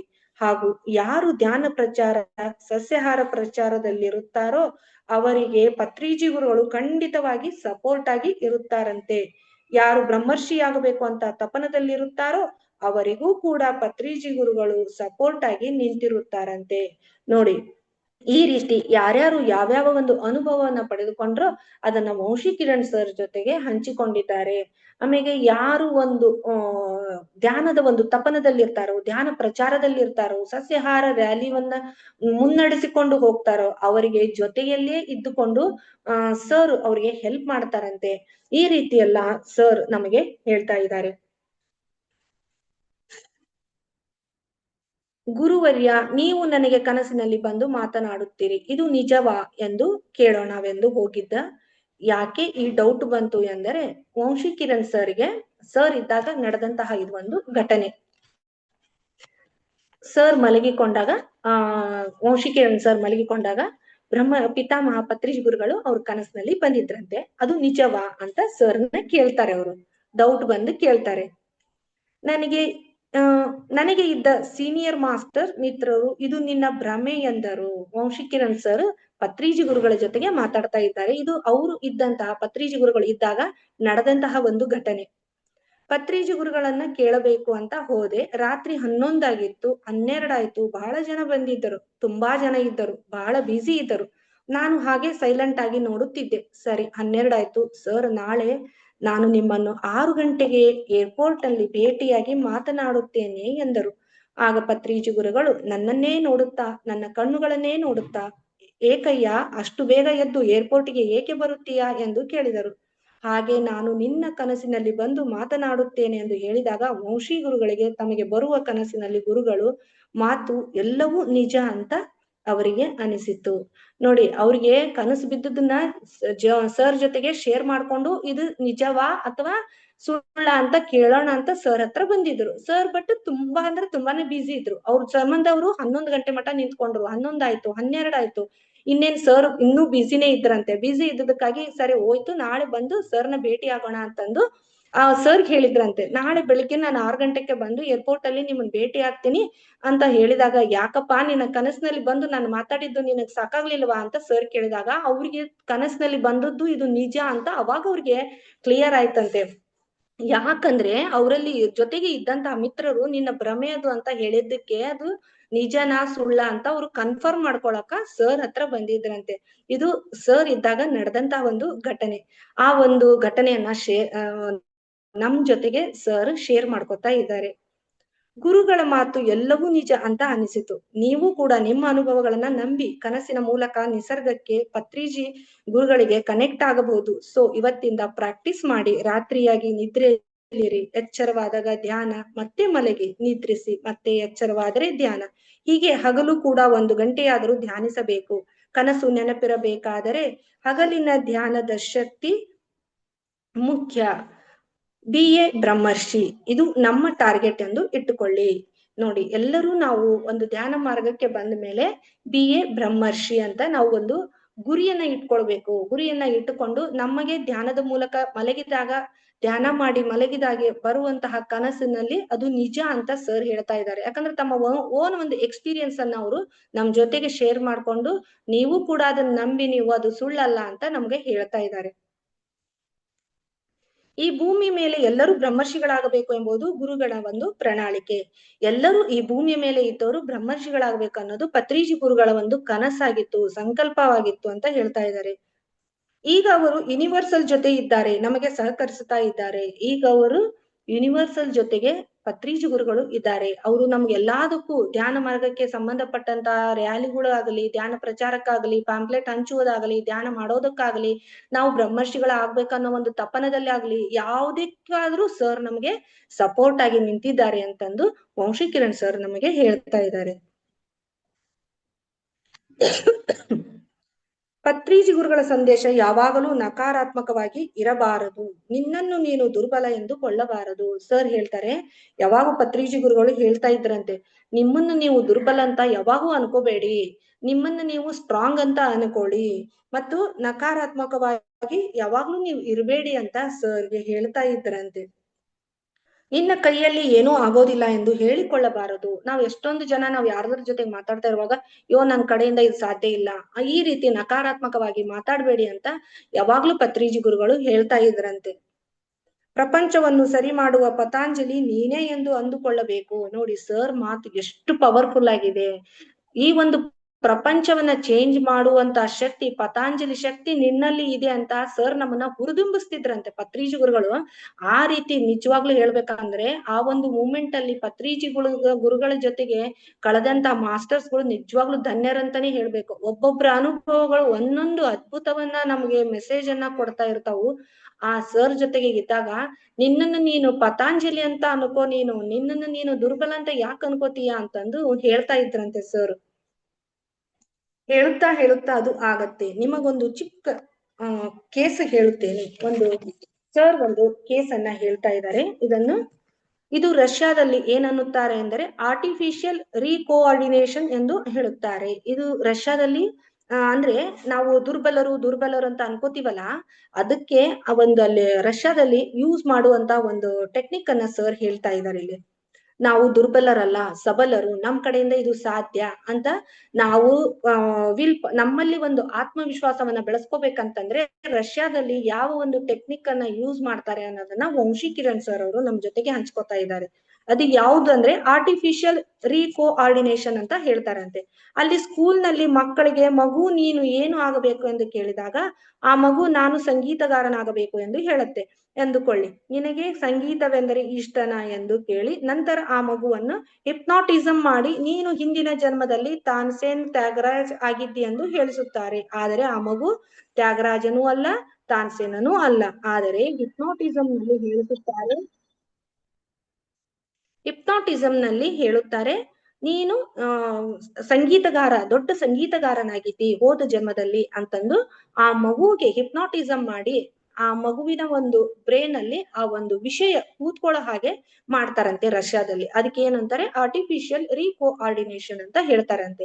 ಅದನ್ನ ಹಿಪ್ನಾಟಿಸಂ ಮಾಡಿ ನೀನು ಸಂಗೀತಗಾರ, ಮೊದ್ಲ ಆ ಮಗುವಿಗೆ ಕೇಳ್ತಾರಂತೆ ನೀನ್ ಏನ್ ಆಗ್ಬೇಕಂತ ಇಷ್ಟಪಡ್ತೀಯಾ ಅಂತ ಕೇಳಿದಾಗ ಆ ಹುಡುಗ ತನಗೆ ಇಷ್ಟವಾದಂತಹ ಏನೋ ಒಂದು ಸಂಗೀತಗಾರ ಆಗಿರ್ಬೋದು, ಆಕ್ಟರ್ ಅಂತ ಇರ್ಬೋದು, ಡಾನ್ಸರ್ ಅಂತ ಇರ್ಬೋದು, ಏನೋ ಒಂದು ತನಗ ಒಂದು ಅನಿಸಿದ ಒಂದನ್ನ ಹೇಳಿದಾಗ ಅಲ್ಲಿ ಹಿಪ್ನಾಟಿಸಂ ಮಾಡಿ ಆ ಮಗುವಿನ ತಲೆಯಲ್ಲಿ ತುಂಬ್ತಾರಂತೆ ನೀನು ಸಂಗೀತಗಾರ ಅಂದ್ರೆ ನೀನು ಹೋದ ಜನ್ಮದಲ್ಲಿ ತಾನ್ಸೇನ್ ಆಗಿದ್ದಿ, ತ್ಯಾಗರಾಜನಾಗಿದ್ದಿ ಅಂತ ಹೇಳಿದಾಗ ಆ ಮಗು ಅದನ್ನ ಏನ್ ಮಾಡ್ಬಿಡ್ತೈತಿ, ಮೈಂಡ್ ಅನ್ನ ಫಿಕ್ಸ್ ಮಾಡ್ಕೊಂಡ್ಬಿಡತ್ತೆ. ಅದು ನಿಜವಾಗಿ ತ್ಯಾಗರಾಜನೂ ಆಗಿರಲ್ಲ, ತಾನ್ಸೇನನೂ ಆಗಿರೋದಿಲ್ಲ ಆ ಮಗು. ಅಂದ್ರೆ ಆ ಮಗುವಿನಲ್ಲಿ ಒಂದು ಪಾಸಿಟಿವ್ ಒಂದು ವಿಚಾರವನ್ನ ಅಲ್ಲಿ ತುಂಬ್ತಾರಂತೆ. ಇದು ರಷ್ಯಾದಲ್ಲಿ ಮಾಡ್ತಾರಂತೆ. ಈ ರೀತಿ ರಷ್ಯಾದಲ್ಲಿ ಮಾಡುವಂತಹ ಮೆಥಡ್ ಅನ್ನ ನಮ್ಮ ಪತ್ರಿಜಿ ಗುರುಗಳು ಎಲ್ಲಾ ಮಾಸ್ಟರ್ಸ್ ಗಳು ಕೂಡ ಮಾಡ್ತಿದ್ರು ಅಂತ. ಅದಕ್ಕೆ ಅವ್ರು ಹೇಳಿದ್ರು, ನಿನ್ನನ್ನು ನೀನು ದುರ್ಬಲ ಅಂತ ಅನ್ಕೋಬೇಡ, ನೀನು ಪತಾಂಜಲಿ ಅಂತ ನೀನ್ ಅಂತ್ಕೋ, ನಿನ್ನಲ್ಲಿ ಅಷ್ಟು ಒಂದು ಶಕ್ತಿ ಇದೆ, ಎನರ್ಜಿ ಇದೆ, ಅದನ್ನ ಯೂಸ್ ಮಾಡ್ಕೋ ಅಂತ ಸರ್ ನಮ್ಗ ಅಷ್ಟೊಂದು ಪಾಸಿಟಿವ್ ಆಗಿ ನಮಗೆ ಧೈರ್ಯವನ್ನ ತುಂಬ್ತಾ ಇದ್ರು, ಭರವಸೆಯನ್ನ ನೀಡ್ತಾ ಇದ್ರು ಅಂತ ವಂಶಿ ಕಿರಣ್ ಸರ್ ನಮ್ ಜೊತೆಗೆ ಇದನ್ನ ಹಂಚ್ಕೋತಾ ಇದ್ದಾರೆ. ಅಂದರೆ ಆ ಮಗುವಿನಲ್ಲಿ ಆಲೋಚನೆಯನ್ನ ಬದಲಾಯಿಸುತ್ತಾರೆ. ಅಂದ್ರೆ ಈಗ ನಕಾರಾತ್ಮಕ ವಿಚಾರಗಳು ಆ ಮಗುವಿನಲ್ಲಿ ಇದ್ದಾಗ ಅದನ್ನ ಏನ್ ಮಾಡ್ತಾರೆ, ಪಾಸಿಟಿವ್ ಆಗಿ ಅದನ್ನ ಕನ್ವರ್ಟ್ ಮಾಡ್ತಾರೆ ರಷ್ಯಾದಲ್ಲಿ ಅಂತ ಹೇಳ್ತಾ ಇದ್ದಾರೆ. ಅಂದರೆ ನಕಾರಾತ್ಮಕದಿಂದ ಸಕಾರಾತ್ಮಕವಾಗಿ ಆ ಮಗುವನ್ನ ಬದಲಾಯಿಸುತ್ತಾರೆ. ನಮ್ಮ ಆಲೋಚನೆ ನಮ್ಮ ಜೀವಿತ ಈ ರೀತಿ ನಾವು ಎಷ್ಟೋ ಪಾಲಿಸುತ್ತಿದ್ದೇವೆ, ಎಷ್ಟೋ ಹೇಳುತ್ತಿದ್ದೇವೆ, ಎಷ್ಟೋ ನಡೆದುಕೊಳ್ಳುತ್ತಿದ್ದೇವೆ ಎಂಬುದನ್ನ ಚೆಕ್ ಮಾಡಿಕೊಳ್ಳಬೇಕು. ಇದು ನೋಡಿ ಸರ್ ನಮ್ಗ ಹೇಳಿದ್ರು, ನಿನ್ನನ್ನ ನೀ ದುರ್ಬಲ ಅನ್ಕೋಬೇಡ, ನನ್ ಕಡೆಯಿಂದ ಏನೂ ಆಗಲ್ಲ ಅನ್ಕೋಬೇಡ, ನನ್ ಕಡೆ ಇದು ಸಾಧ್ಯನಾ ಅಂತ ಅನ್ಕೋಬೇಡ, ನೀನ್ ಎಲ್ಲಾನು ನನ್ ಕಡೆಯಿಂದ ಕೂಡ ಸಾಧ್ಯ, ನಾನು ಕೂಡ ಮಾಡಬಲ್ಲೆ, ನನ್ ಕಡೆ ಕೂಡ ಇಷ್ಟೊಂದು ಕೆಪಾಸಿಟಿ ಇದೆ. ಈ ರೀತಿ ನೀನು ನಕಾರಾತ್ಮಕದಿಂದ ಸಕಾರಾತ್ಮಕವಾಗಿ ಯೋಚನೆ ಮಾಡುವಂತಹ ಸರ್ ನಮಗೆ ಹೇಳ್ತಾರೆ ಅಂತಂದು. ಆಮೇಲೆ ಅದು ಹೇಳಿದ ಮೇಲೆ ನಾವು ಎಷ್ಟು ಕರೆಕ್ಟ್ ಆಗಿ ಸರ್ ಹೇಳಿರುವಂತಹ ಮಾತನ್ನ ಫಾಲೋ ಮಾಡ್ತಾ ಇದ್ದೀವಿ ಅನ್ನೋದನ್ನು ಕೂಡ ನಾವೇನ್ ಮಾಡ್ಕೋಬೇಕು, ಚೆಕ್ ಮಾಡಿ ನೋಡ್ಕೋಬೇಕು ಅಂತ ಸರ್ ಹೇಳ್ತಾ ಇದ್ದಾರೆ. ಇದನ್ನು ಗುರುಗಳು ನಮಗೆ ಎಷ್ಟೊಂದು ಹೇಳಿಕೊಟ್ಟಿದ್ದಾರೆ ಗಮನಿಸಿ. ಇದಕ್ಕಿಂತ ಹೆಚ್ಚಿಗೆ ಯಾವ ಗುರು ಹೇಳ್ಕೊಡ್ತಾರೆ ಹೇಳಿ? ನಮಗೆ ನಾವೇ ನಾನು ನಕಾರಾತ್ಮಕವಾಗಿ ಇದ್ದೇನಾ ಸಕಾರಾತ್ಮಕವಾಗಿ ಇದ್ದೇನಾ ಎಂದು ಪ್ರಶ್ನೆ ಹಾಕಿಕೊಳ್ಳಿ. ಇಷ್ಟೊಂದು ನಮಗೆ ಎಳೆಯಾಗಿ word by word sentence by sentence ನಮ್ಗೆ ಯಾರು ಹೇಳ್ಕೊಡ್ತಾರೆ ನೋಡಿ, ಅದು ಫ್ರೀ ಆಗಿ. ಸರ್ ಯಾವುದೇ ಒಂದು ಅಪೇಕ್ಷೆಯನ್ನ ಇಟ್ಟುಕೊಳ್ಳದೆ, ಯಾವುದೇ ಒಂದು ದುರಾಸೆಯನ್ನು ಇಟ್ಕೊಳ್ಳದೆ, ಒಂದು ಲೋಕ ಕಲ್ಯಾಣಕ್ಕಾಗಿ ಎಲ್ಲರ ಒಂದು ಕಲ್ಯಾಣ ಮಾಡ್ಬೇಕು, ಪ್ರತಿಯೊಬ್ಬ ವ್ಯಕ್ತಿ ಕೂಡ ಬ್ರಹ್ಮರ್ಷಿ ಆಗ್ಬೇಕಂತ ಆಸೆ ಪಟ್ಟವ್ರು, ಅವರು ಸಂಕಲ್ಪ ಮಾಡ್ಕೊಂಡವ್ರು ಇಷ್ಟು ನಮ್ಗೆ ಬಿಡಿಸಿ ಬಿಡಿಸಿ ಹೇಳಿಕೊಟ್ಟಿದ್ದಾರೆ ಅಂದ್ರೆ ನಾವು ನಿಜವಾಗ್ಲೂ ಬಹಳ ಅಂದ್ರೆ ಬಹಳ ನಾವು ಪುಣ್ಯವಂತರು ಅಂತ ನಾವು ಹೇಳಲಿಕ್ಕೆ ಇಷ್ಟಪಡ್ತೀನಿ. ಒಂದು ಕಲಿಯುಗದ ಒಬ್ಬ ಸಂತ ನಮ್ಮನ್ನು ಇಷ್ಟು ಒಂದು ಅಜ್ಞಾನದಿಂದ ಜ್ಞಾನದ ಕಡೆಗೆ, ಕತ್ತಲೆಯಿಂದ ಬೆಳಕಿನ ಕಡೆಗೆ ಕರೆದುಕೊಂಡು ಬಂದಂತಹ ಗುರುವಿಗೆ ನಾವು ಎಷ್ಟು ನಮನ ಸಲ್ಲಿಸಿದ್ರು ಕಡಿಮೆನೆ. ಅದಕ್ಕೆ ನಾವು ಆ ಗುರುವಿನ ಒಂದು ಋಣ ತೀರಿಸ್ಬೇಕಂತಂದ್ರೆ ಗುರುವಿನ ಮಾರ್ಗದಲ್ಲಿ ನಾವು ನಡೆದುಕೊಳ್ಬೇಕು, ಅವರ ಸಂಕಲ್ಪದಂತೆ ನಾವು ನಡೆದುಕೊಳ್ಬೇಕು. ನಾವು ಅದನ್ನ ಇಂಪ್ಲಿಮೆಂಟ್ ಮಾಡಿಕೊಂಡಿದ್ದೇವೆ, ಗುರುಗಳು ಹೇಳಿದಂತಹ ಮಾತನ್ನ ನಾವು ನಮ್ಮ ಜೀವನದಲ್ಲಿ ಎಷ್ಟು ಅಳವಡಿಸಿಕೊಂಡಿದ್ದೇವೆ ಅನ್ನೋದು ಕೂಡ ಅಷ್ಟೇ ಇಂಪಾರ್ಟೆಂಟ್ ಆಗತ್ತೆ. ಯಾಕಂದ್ರೆ ಹೇಳೋದು ತುಂಬಾ ಸರಳ, ನಮ್ಮ ಜೀವನದಲ್ಲಿ ಅದನ್ನ ನಾವು ಎಷ್ಟು ಅಳವಡಿಸಿಕೊಂಡಿದ್ದೇವೆ ಅನ್ನೋದು ತುಂಬಾ ಮುಖ್ಯ. ಯಾವಾಗ ನಾವು ನಮ್ಮನ್ನು ನಾವು ಚೆಕ್ ಮಾಡಿಕೊಳ್ಳುತ್ತೇವೋ ಆಗ ನಮ್ಮ ಜೀವನದ ಸುಸಂಪನ್ನವಾಗುತ್ತದೆ. ನೋಡಿ, ಯಾವಾಗ ನಾವು ನಮ್ಮ ಜೀವನದಲ್ಲಿ ಎಷ್ಟು ಅಳವಡಿಸಿಕೊಂಡಿದ್ದೇವೆ ಅನ್ನೋದ ಚೆಕ್ ಮಾಡ್ಕೊಂಡಾಗ ನಮ್ಮ ಜೀವನ ಏನಾಗುತ್ತೆ, ಸುಖ ಸಮೃದ್ಧಿಯಿಂದ ಕೂಡಿರುತ್ತೆ. ನಮ್ಮ ಜೀವನದ ಪ್ರಣಾಳಿಕೆ ತಯಾರಾಗುತ್ತದೆ. ಜೀವಿತ ಪ್ರಣಾಳಿಕೆಯ ಮೇಲೆ ಏನು ಹೇಳಿದ್ದಾರೆ ನೋಡಿ, ಪತ್ರಿಜಿ ಸರ್ ಅವರ ಸಂದೇಶ. ನನ್ನ ಇಷ್ಟದ ಪ್ರಕಾರ ನಾನು ಜೀವಿಸುತ್ತಿದ್ದೇನೆ, ನೀವು ನಿಮ್ಮ ಇಷ್ಟದ ಪ್ರಕಾರ ನೀವು ಜೀವಿಸಿ. ನನ್ನ ಜೀವಿತ ಪ್ರಣಾಳಿಕೆಗೆ ನಾನೇ ಕರ್ತೃ, ನಿಮ್ಮ ಜೀವಿತ ಪ್ರಣಾಳಿಕೆ ನೀವು ಕರ್ತೃರು. ನೋಡಿ ಸರ್ ಎಷ್ಟು ಚೆನ್ನಾಗಿ ಹೇಳ್ತಾರೆ ಅಂದ್ರೆ, ನಮ್ಮ ಜೀವನಕ್ಕೆ ನಾವೇ ಕರ್ತೃ. ನಮ್ಮನ ಒಂದು ಸಕಾರಾತ್ಮಕ ಯೋಚನೆಯಿಂದ ನಮ್ಮ ಪ್ರಣಾಳಿಕೆಯನ್ನು ಕೂಡ ನಾವು ಏನ್ ಬೇಕಾದ್ರೂ ಚೇಂಜ್ ಮಾಡ್ಕೋಬಹುದು, ಏನ್ ಬೇಕಾದ್ರೂ ನಾವು ಪ್ರಣಾಳಿಕೆಯನ್ನು ಮಾಡ್ಕೋಬಹುದು ಅಂತಂದು ನಮಗೆ ಪತ್ರಿಜಿ ಗುರುಗಳು ಹೇಳ್ತಾ ಇದ್ದಾರೆ. ಪ್ರತಿ ಹೆಜ್ಜೆಯನ್ನು ಸರಿಯಾದ ದಿಕ್ಕಿನಲ್ಲಿ ಇಡಿ. ಯಾವಾಗಲೂ ಹೆಚ್ಚಿನ ಸಮಯ ಸಜ್ಜನ ಸಾಂಗತ್ಯ, ಧ್ಯಾನ, ಸ್ವಾಧ್ಯಾಯ ಅದುವೇ ಪ್ರತಿ ಮನುಷ್ಯನಿಗೆ ಸರಿಯಾದ ದಿಕ್ಕು. ಪ್ರತಿದಿನ, ಪ್ರತಿ ನಿಮಿಷ, ಪ್ರತಿ ಗಳಿಗೆ ಧ್ಯಾನಕ್ಕಾಗಿ, ಸ್ವ ಅಧ್ಯಾಯಕ್ಕಾಗಿ, ಸಜ್ಜನ ಸಾಂಗತ್ಯಕ್ಕಾಗಿ ನೀವು ಮಾಡಿರಿ. ನೋಡಿ ಸರ್ ಹೇಳ್ತಾರೆ, ಸಜ್ಜನ ಸಾಂಗತ್ಯ, ಸ್ವ ಅಧ್ಯಾಯ, ಧ್ಯಾನ ಪ್ರಚಾರ, ಧ್ಯಾನ, ಈ ರೀತಿ ನಿಮ್ಮ ಒಂದು ದಿಕ್ಕನ್ನ ನೀವು ಪ್ರಪಂಚದ ದಿಕ್ಕಿನಿಂದ ಒಂದು ಆಧ್ಯಾತ್ಮಿಕ ದಿಕ್ಕಿಗೆ ಬನ್ನಿ ಅಂತ ಸರ್ ಹೇಳ್ತಾ ಇದ್ದಾರೆ. ನಿಮ್ಮ ಜೀವನಕ್ಕೆ ನೀವೇ ಕರ್ತೃ ಅಂತ ಕೂಡ ಹೇಳ್ತಾ ಇದ್ದಾರೆ. ಇನ್ನೊಬ್ಬರ ಜೀವಿತಕ್ಕೆ ಕೈ ಹಾಕುವುದು ಕೂಡ ತಪ್ಪು ಅಂತ ಸರ್ ಹೇಳ್ತಾ ಇದ್ದಾರೆ. ಯಾಕಂದ್ರೆ ಇನ್ನೊಬ್ಬರ ಒಂದು ಪರ್ಸನಲ್ ಲೈಫಿಗೆ ಕೈ ಹಾಕಕ್ ಹೋಗ್ಬೇಡಿ. ನಿಮ್ಮನ್ನ ನೀವು ಸುಧಾರಿಸ್ಕೊಳ್ಳಿ, ನಿಮ್ಮ ಜೀವಿತವನ್ನ ನೀವು ಚೇಂಜ್ ಮಾಡ್ಕೊಳ್ಳಿ, ನಿಮ್ಮ ಸಮಸ್ಯೆನ ನೀವು ಬಗೆಹರಿಸ್ಕೊಳ್ಳಿ. ಆದರೆ ಇನ್ನೊಬ್ಬರ ವಿಷಯದಲ್ಲಿ ಇಂಟರ್ಫಿಯರ್ ಆಗ್ಲಿಕ್ಕೆ ಹೋಗ್ಬೇಡಿ ಅಂತ ಸರ್ ಹೇಳ್ತಾ ಇದ್ದಾರೆ. ಅವರ ಡಿಸೈನ್ ಅವ್ರಿಗೆ, ನಮ್ಮ ಡಿಸೈನು ನಮಗೆ, ನಮ್ಮ ಸೋಲ್ ಡಿಸೈನ್ ಏನ್ ಮಾಡ್ಕೊಂಡ್ ಬಂದಿರುತ್ತೋ ಅದ್ರ ಪ್ರಕಾರ ನಾವಿರೋಣ. ಇನ್ನೊಬ್ರಿಗೆ ನೀವು ಇದು ಮಾಡಕ್ ಹೋಗ್ಬೇಡಿ, ಅಡ್ವೈಸ್ ಮಾಡಕ್ ಹೋಗ್ಬೇಡಿ ಅಂತ ಸರ್ ಇಲ್ಲೇ ಹೇಳ್ತಾ ಇದ್ದಾರೆ. ನಾವು ಅವರ ಜೀವಿತದ ಬಗ್ಗೆ ನೋಡಿಕೊಳ್ಳುತ್ತಿದ್ದೇವಾ, ಪಕ್ಕದವರ ಜೀವಿತವನ್ನ ನೋಡುತ್ತಿದ್ದೇವಾ, ಅವರನ್ನು ಜಡ್ಜ್ಮೆಂಟ್ ಮಾಡುತ್ತಾ ಜೀವಿಸುತ್ತಿದ್ದೇವಾ? ನೋಡಿ, ಈ ರೀತಿ ನಮ್ಮನ್ನ ನಾವು ಚೆಕ್ ಮಾಡ್ಕೋಬೇಕು. ನಾವು ನಮ್ಮ ಜೀವನದನ್ನ ಜಡ್ಜ್ಮೆಂಟ್ ಮಾಡ್ತಾ ಇದೀವೋ ಅಥವಾ ಇನ್ನೊಬ್ರು ಜೀವನದ ಒಂದು ಜಡ್ಜ್ಮೆಂಟ್ ಮಾಡ್ತಾ ಇದೀವೋ ಅನ್ನೋದನ್ನ ನಮ್ಮನ್ನ ನಾವು ಚೆಕ್ ಮಾಡ್ಕೋಬೇಕಂತ ಸರ್ ಹೇಳ್ತಾ ಇದ್ದಾರೆ. ಗುರು ನೀಡಿದ ಸಂದೇಶದ ಪ್ರಕಾರ ನಾವು ಇದ್ದೇವಾ ಎಂದು ಚೆಕ್ ಮಾಡಿಕೊಳ್ಳೋಣ. ಹಾಗೂ ನಮ್ಮ ಜೀವನದಲ್ಲಿ ಕಷ್ಟಗಳು, ಸಮಸ್ಯೆಗಳು ಬಂದವು ಅಂದರೆ ಯಾಕೆ ಅಂತ ಅನ್ನುತ್ತೇವೆ, ಆದರೆ ಅವುಗಳು ನಮ್ಮ ಹಿಂದಿನ, ನಮಗೆ ರೋಗ ಬಂದರೆ ಪೂರ್ವ ಜನ್ಮ ಕೃತ ರೂಪ ವ್ಯಾಧಿ ರೂಪೇಣ ಪೀಡಿತೆ. ನೋಡಿ, ನಾವು ಧ್ಯಾನ ಮಾರ್ಗಕ್ಕೆ ಬಂದ್ಮೇಲೆ ಸಹಜವಾಗಿ ಈ ಒಂದು ಕ್ವಶನ್ ಎಲ್ಲರಲ್ಲಿಯೂ ಬರುತ್ತೆ. ಏನಪ್ಪಾ, ನಾ ಧ್ಯಾನಕ್ಕೆ ಬಂದಿದ್ದೀನಿ, ತುಂಬಾ ಕಷ್ಟಗಳನ್ನ ಫೇಸ್ ಮಾಡ್ತಾ ಇದ್ದೀನಿ ಅಂತಂದು ಈ ಕ್ವಶನ್ ನನಗೂ ಕೂಡ ಬಂದಿತ್ತು. ಧ್ಯಾನಕ್ಕೆ ಬಂದಿದ್ದೀನಿ, ಎಷ್ಟೊಂದು ಚಾಲೆಂಜ್ ಗಳನ್ನ ನಾ ಫೇಸ್ ಮಾಡ್ತಾ ಇದ್ದೀನಿ, ಯಾಕಪ್ಪ ಇದು ಇಷ್ಟೊಂದು ನನಗೆ ಅಂತಂದಾಗ ನನಗೆ ಒಂದು ಮೆಸೇಜ್ ಕೂಡ ಬಂತು. ಇದು ನಾನು ಕೊನೆಯ ಒಂದು ಕರ್ಮ ಅಂತ ನನಗ್ ಬಂತು. ತುಂಬಾ ನಾನು ಒಂದ್ 7-8 ತಿಂಗಳದಿಂದ ಬಹಳ ಸಫರ್ ಆದೆ. ನಾನು ಕೆಲವೊಂದು ಚಾಲೆಂಜ್ ಗಳನ್ನ ತುಂಬಾ ಅಂದ್ರೆ ತುಂಬಾ ನಾನು ಫೇಸ್ ಮಾಡಿದೆ. ಧ್ಯಾನಕ್ಕೆ ಕುಳಿತುಕೊಂಡು ನನಗೆ ಒಂದು ಈ ಜನ್ಮದಲ್ಲಿ ನನಗೆ ದೊರೆತಂತ ಗುರುಗಳಂದ್ರೆ ದತ್ತಾತ್ರೇಯರು. ಆ ದತ್ತಾತ್ರೇಯರು ಮೆಸೇಜ್ ಕೊಟ್ಟಿದ್ರು ನನಗೆ, ನೀನು ಧ್ಯಾನ ಪ್ರಚಾರ ಮಾಡು, ಪ್ಯಾಂಪ್ಲೆಟ್ ಹಂಚು, ಅಜ್ಞಾನ ಇದ್ದಲ್ಲಿ ಬೆಳಕನ್ನು ಮೂಡಿಸು ಅಂತ ನನಗೆ ಅವರು ಮೆಸೇಜ್ ಕೊಟ್ಟಾಗ ಅದೇ ದತ್ತಾತ್ರೇಯರಿಗೆ ನಾನು ಕ್ವಶನ್ ಹಾಕೊಂಡು ಕುಳಿತುಕೊಂಡೆ. ನೀವು ಹೇಳಿದ ಪ್ರಕಾರ ನಾನು ನಡೀತಾ ಇದ್ದೆ, ಬಟ್ ಈ ರೀತಿ ಇಷ್ಟೊಂದು ನನಗೆ ಮೇಲಿಂದ ಮೇಲೆ ಕಷ್ಟಗಳು ಬರ್ತಾ ಇದ್ದಾವಲ್ಲ, ಯಾಕೆ ಅಂತ ನಾನು ಅವ್ರಿಗೆ ಧ್ಯಾನಕ್ಕೆ ನಾನು ಕ್ವಶನ್ ಹಾಕೊಂಡು ಕುಳಿತುಕೊಂಡಾಗ ನನಗೆ ಅವರು ನೀಡಿದಂತ ಒಂದು ಮೆಸೇಜ್ ಏನಂದ್ರೆ, ಇದು ನಿನ್ನ ಕೊನೆಯ ಕರ್ಮ ಅಂತ ನನಗೆ ಅವರು ಮೆಸೇಜ್ ಕೊಟ್ರು ದತ್ತಾತ್ರೇಯರು. ಆಗ ನಾನು ಸ್ವಲ್ಪ ಸಮಾಧಾನವಾಗಿ ಇದ್ದು, ಒಂದು 4 ದಿನ ತಡವಾದ್ರೂ ಪರವಾಗಿಲ್ಲ, ಅವರು ಕೊಟ್ಟಂತಹ ಒಂದು ಸಂದೇಶವನ್ನ ನಾನು ಪೂರೈಸ್ತೇನೆ ಅನ್ನೋ ಒಂದು ಕಾನ್ಫಿಡೆಂಟ್ ನನ್ನಲ್ಲಿ ಬಂತು. ತುಂಬಾ ಕುಗ್ಗಿ ಹೋಗ್ಬಿಟ್ಟಿದ್ದೆ ನಾನು. ಎಷ್ಟೊಂದು ನಾನು ಪ್ರಯತ್ನ ಮಾಡ್ತಾ ಇದ್ದೀನಿ ಯೂನಿವರ್ಸ್ ಸೇವೆ ಮಾಡ್ಬೇಕಂತಂದು, ಆದ್ರೆ ನಿಮ್ಗೆ ಎಷ್ಟೊಂದು ಅಡೆತಡೆಗಳು ಬರ್ತಾ ಇದಾವಲ್ಲ ಅಂತಂದು ತುಂಬಾ ನೊಂದು ಬಿಟ್ಟಿದ್ದೆ ನಾನು. ಆಗ ನನಗೆ ದತ್ತಾತ್ರೇಯರು ನನಗೆ ಈ ರೀತಿ ಮೆಸೇಜ್ ಕೊಟ್ಟಾಗ ನನಗೆ ತುಂಬಾ ಅಂದ್ರೆ ಧೈರ್ಯ ಬಂತು. ಆಗ ನಾನು ನನ್ನನ್ನು ನಾನು ಸುಧಾರಿಸಿಕೊಂಡೆ. ನಾನು ಹಾಗಂತ ನಾನು ಧ್ಯಾನ ಮಾಡೋದನ್ನ ಮಾತ್ರ ಬಿಡ್ಲಿಲ್ಲ. ಎಷ್ಟೇ ಬಂದ್ರೂ ಕಷ್ಟ, ನಾ ಧ್ಯಾನ ಮಾತ್ರ ಬಿಡ್ಲಿಲ್ಲ. ನನ್ನ ಉಸಿರೇ ನನ್ನ ಧ್ಯಾನ ಅಂತ ನಾನು ಅದನ್ನ ಗಟ್ಟಿಯಾಗಿ ನಾನು ಹಿಡಿದುಕೊಂಡು ಬಿಟ್ಟಿದ್ದೆ ನಾನು. ಅದಕ್ಕೆ ಒಂದು ಉದಾಹರಣೆಯನ್ನ ಕೂಡ ಸರ್ ಕೊಡ್ತಾ ಇದ್ದಾರೆ. ಧರ್ಮರಾಜನು ತನ್ನ ಮಕ್ಕಳಾದ ಉಪಪಾಂಡವರು ಮರಣಿಸಿದಾಗ ಕುಂತಿದೇವಿ ಶೋಕಿಸುತ್ತಿರಲು ಧರ್ಮರಾಜನು ಕುಂತಿಗೆ, ಅಮ್ಮ, ಗತವನ್ನು ಅವಗತ ಮಾಡಿಕೊ. ಒಮ್ಮೆ ಗತದಲ್ಲಿ ನಾವು ಧರ್ಮದಲ್ಲಿ ಇದ್ದೇವ, ಒಮ್ಮೆ ಅರಗಿನ ಮನೆಗೆ ಬೆಂಕಿ ಬಿದ್ದಾಗ ಒಂದು ಕುಟುಂಬ ಸಜೀವವಾಗಿ ದಹನವಾಯ್ತು, ನೋಡಿದೆವು, ಅದಕ್ಕೆ ನಮ್ಮ ಮಕ್ಕಳು ಹೋದವು. ನೋಡಿ, ಸರ್ ಹೇಳ್ತಾರಲ್ಲ, ಧ್ಯಾನಕ್ಕೆ ಬಂದ್ಮೇಗ ನಾವ್ ಯಾವಾಗಲೂ ನಮ್ಗೆ ಯಾಕೆ ಇಷ್ಟೊಂದು ಕಷ್ಟಗಳು ಅನಾರೋಗ್ಯಗಳು ಅಂತ ಇರ್ತಾವಲ್ಲ, ಗತ ಜನ್ಮದಲ್ಲಿ ನಾವ್ ಏನ್ ಮಾಡಿರ್ತೇವೋ ಅದನ್ನ ಅನುಭವಿಸ್ಲೇಬೇಕಾಗತ್ತೆ. 80% ಧ್ಯಾನಕ್ಕೆ ಬಂದ್ಮೇಗ ನಮ್ಮ ಕರ್ಮಗಳೆಲ್ಲ ಸುಟ್ಟು ಭಸ್ಮವಾಗ್ತವೆ. ಆದ್ರೆ 20% ಮಾತ್ರ ನಾವು ಅನುಭವಿಸ್ಬೇಕಾಗತ್ತೆ. ಆ 20% ಅಲ್ಲಿ ನಾವ್ ಏನ್ ಅನುಭವಿಸ್ತಾ ಇರ್ತೇವೆ ಅದೇ ನಮಗೆ ಕರ್ಮ. ಅದು ನಾವು ಅನುಭವಿಸ್ತಾ ಇರೋದು, ಅದನ್ನ ಅನುಭವಿಸೇ ಹೋಗ್ಬೇಕು. ಯಾಕಂದ್ರೆ ನಮ್ಮ ಸೋಲ್ ಡಿಸೈನ್ ಆ ರೀತಿ ಇರುತ್ತೆ. ಅದಕ್ಕೆ ಧರ್ಮ ಕುಂತಿ ತನ್ನ ಮೊಮ್ಮಕ್ಕಳನ್ನ ಅಷ್ಟು ಸತ್ತಾಗ, ಉಪಪಾಂಡವರು ಸತ್ತಾಗ ದುಃಖಿಸ್ತಾ ಇರ್ತಾಳೆ ಕುಂತಿ. ದುಃಖಿಸ್ತಾ ಇರುವಾಗ ಧರ್ಮರಾಜ ಹೇಳ್ತಾನೆ, ಗತದಲ್ಲಿ ಇದ್ದಾಗ ನಾವು ಧರ್ಮದಲ್ಲಿ ಇದ್ದೇವಾ, ಅವಾಗ ಒಂದು ಅರಗಿನ ಮನೆ ಸುಡ್ತಾ ಇದ್ದಾಗ ಒಂದು ಕುಟುಂಬ ಸಜೀವವಾಗಿ ಸತ್ತೋಯ್ತು. ಸಜೀವವಾಗಿ ಸತ್ತೋದಾಗ ನಾವೇನ್ ಮಾಡ್ತಾ ಇದ್ವಿ, ನೋಡ್ತಾ ನಿಂತಿದ್ವಿ, ನಾವ್ ಯಾವ್ದೇ ರೀತಿ ಹೆಲ್ಪ್ ಮಾಡ್ಲಿಲ್ಲ. ಅದಕ್ಕೆ ಇವತ್ತು ನನ್ನ ಮಕ್ಕಳು ಉಪಪಾಂಡವರು ಎಲ್ರು ತೀರ್ಕೊಂಡಾರೆ.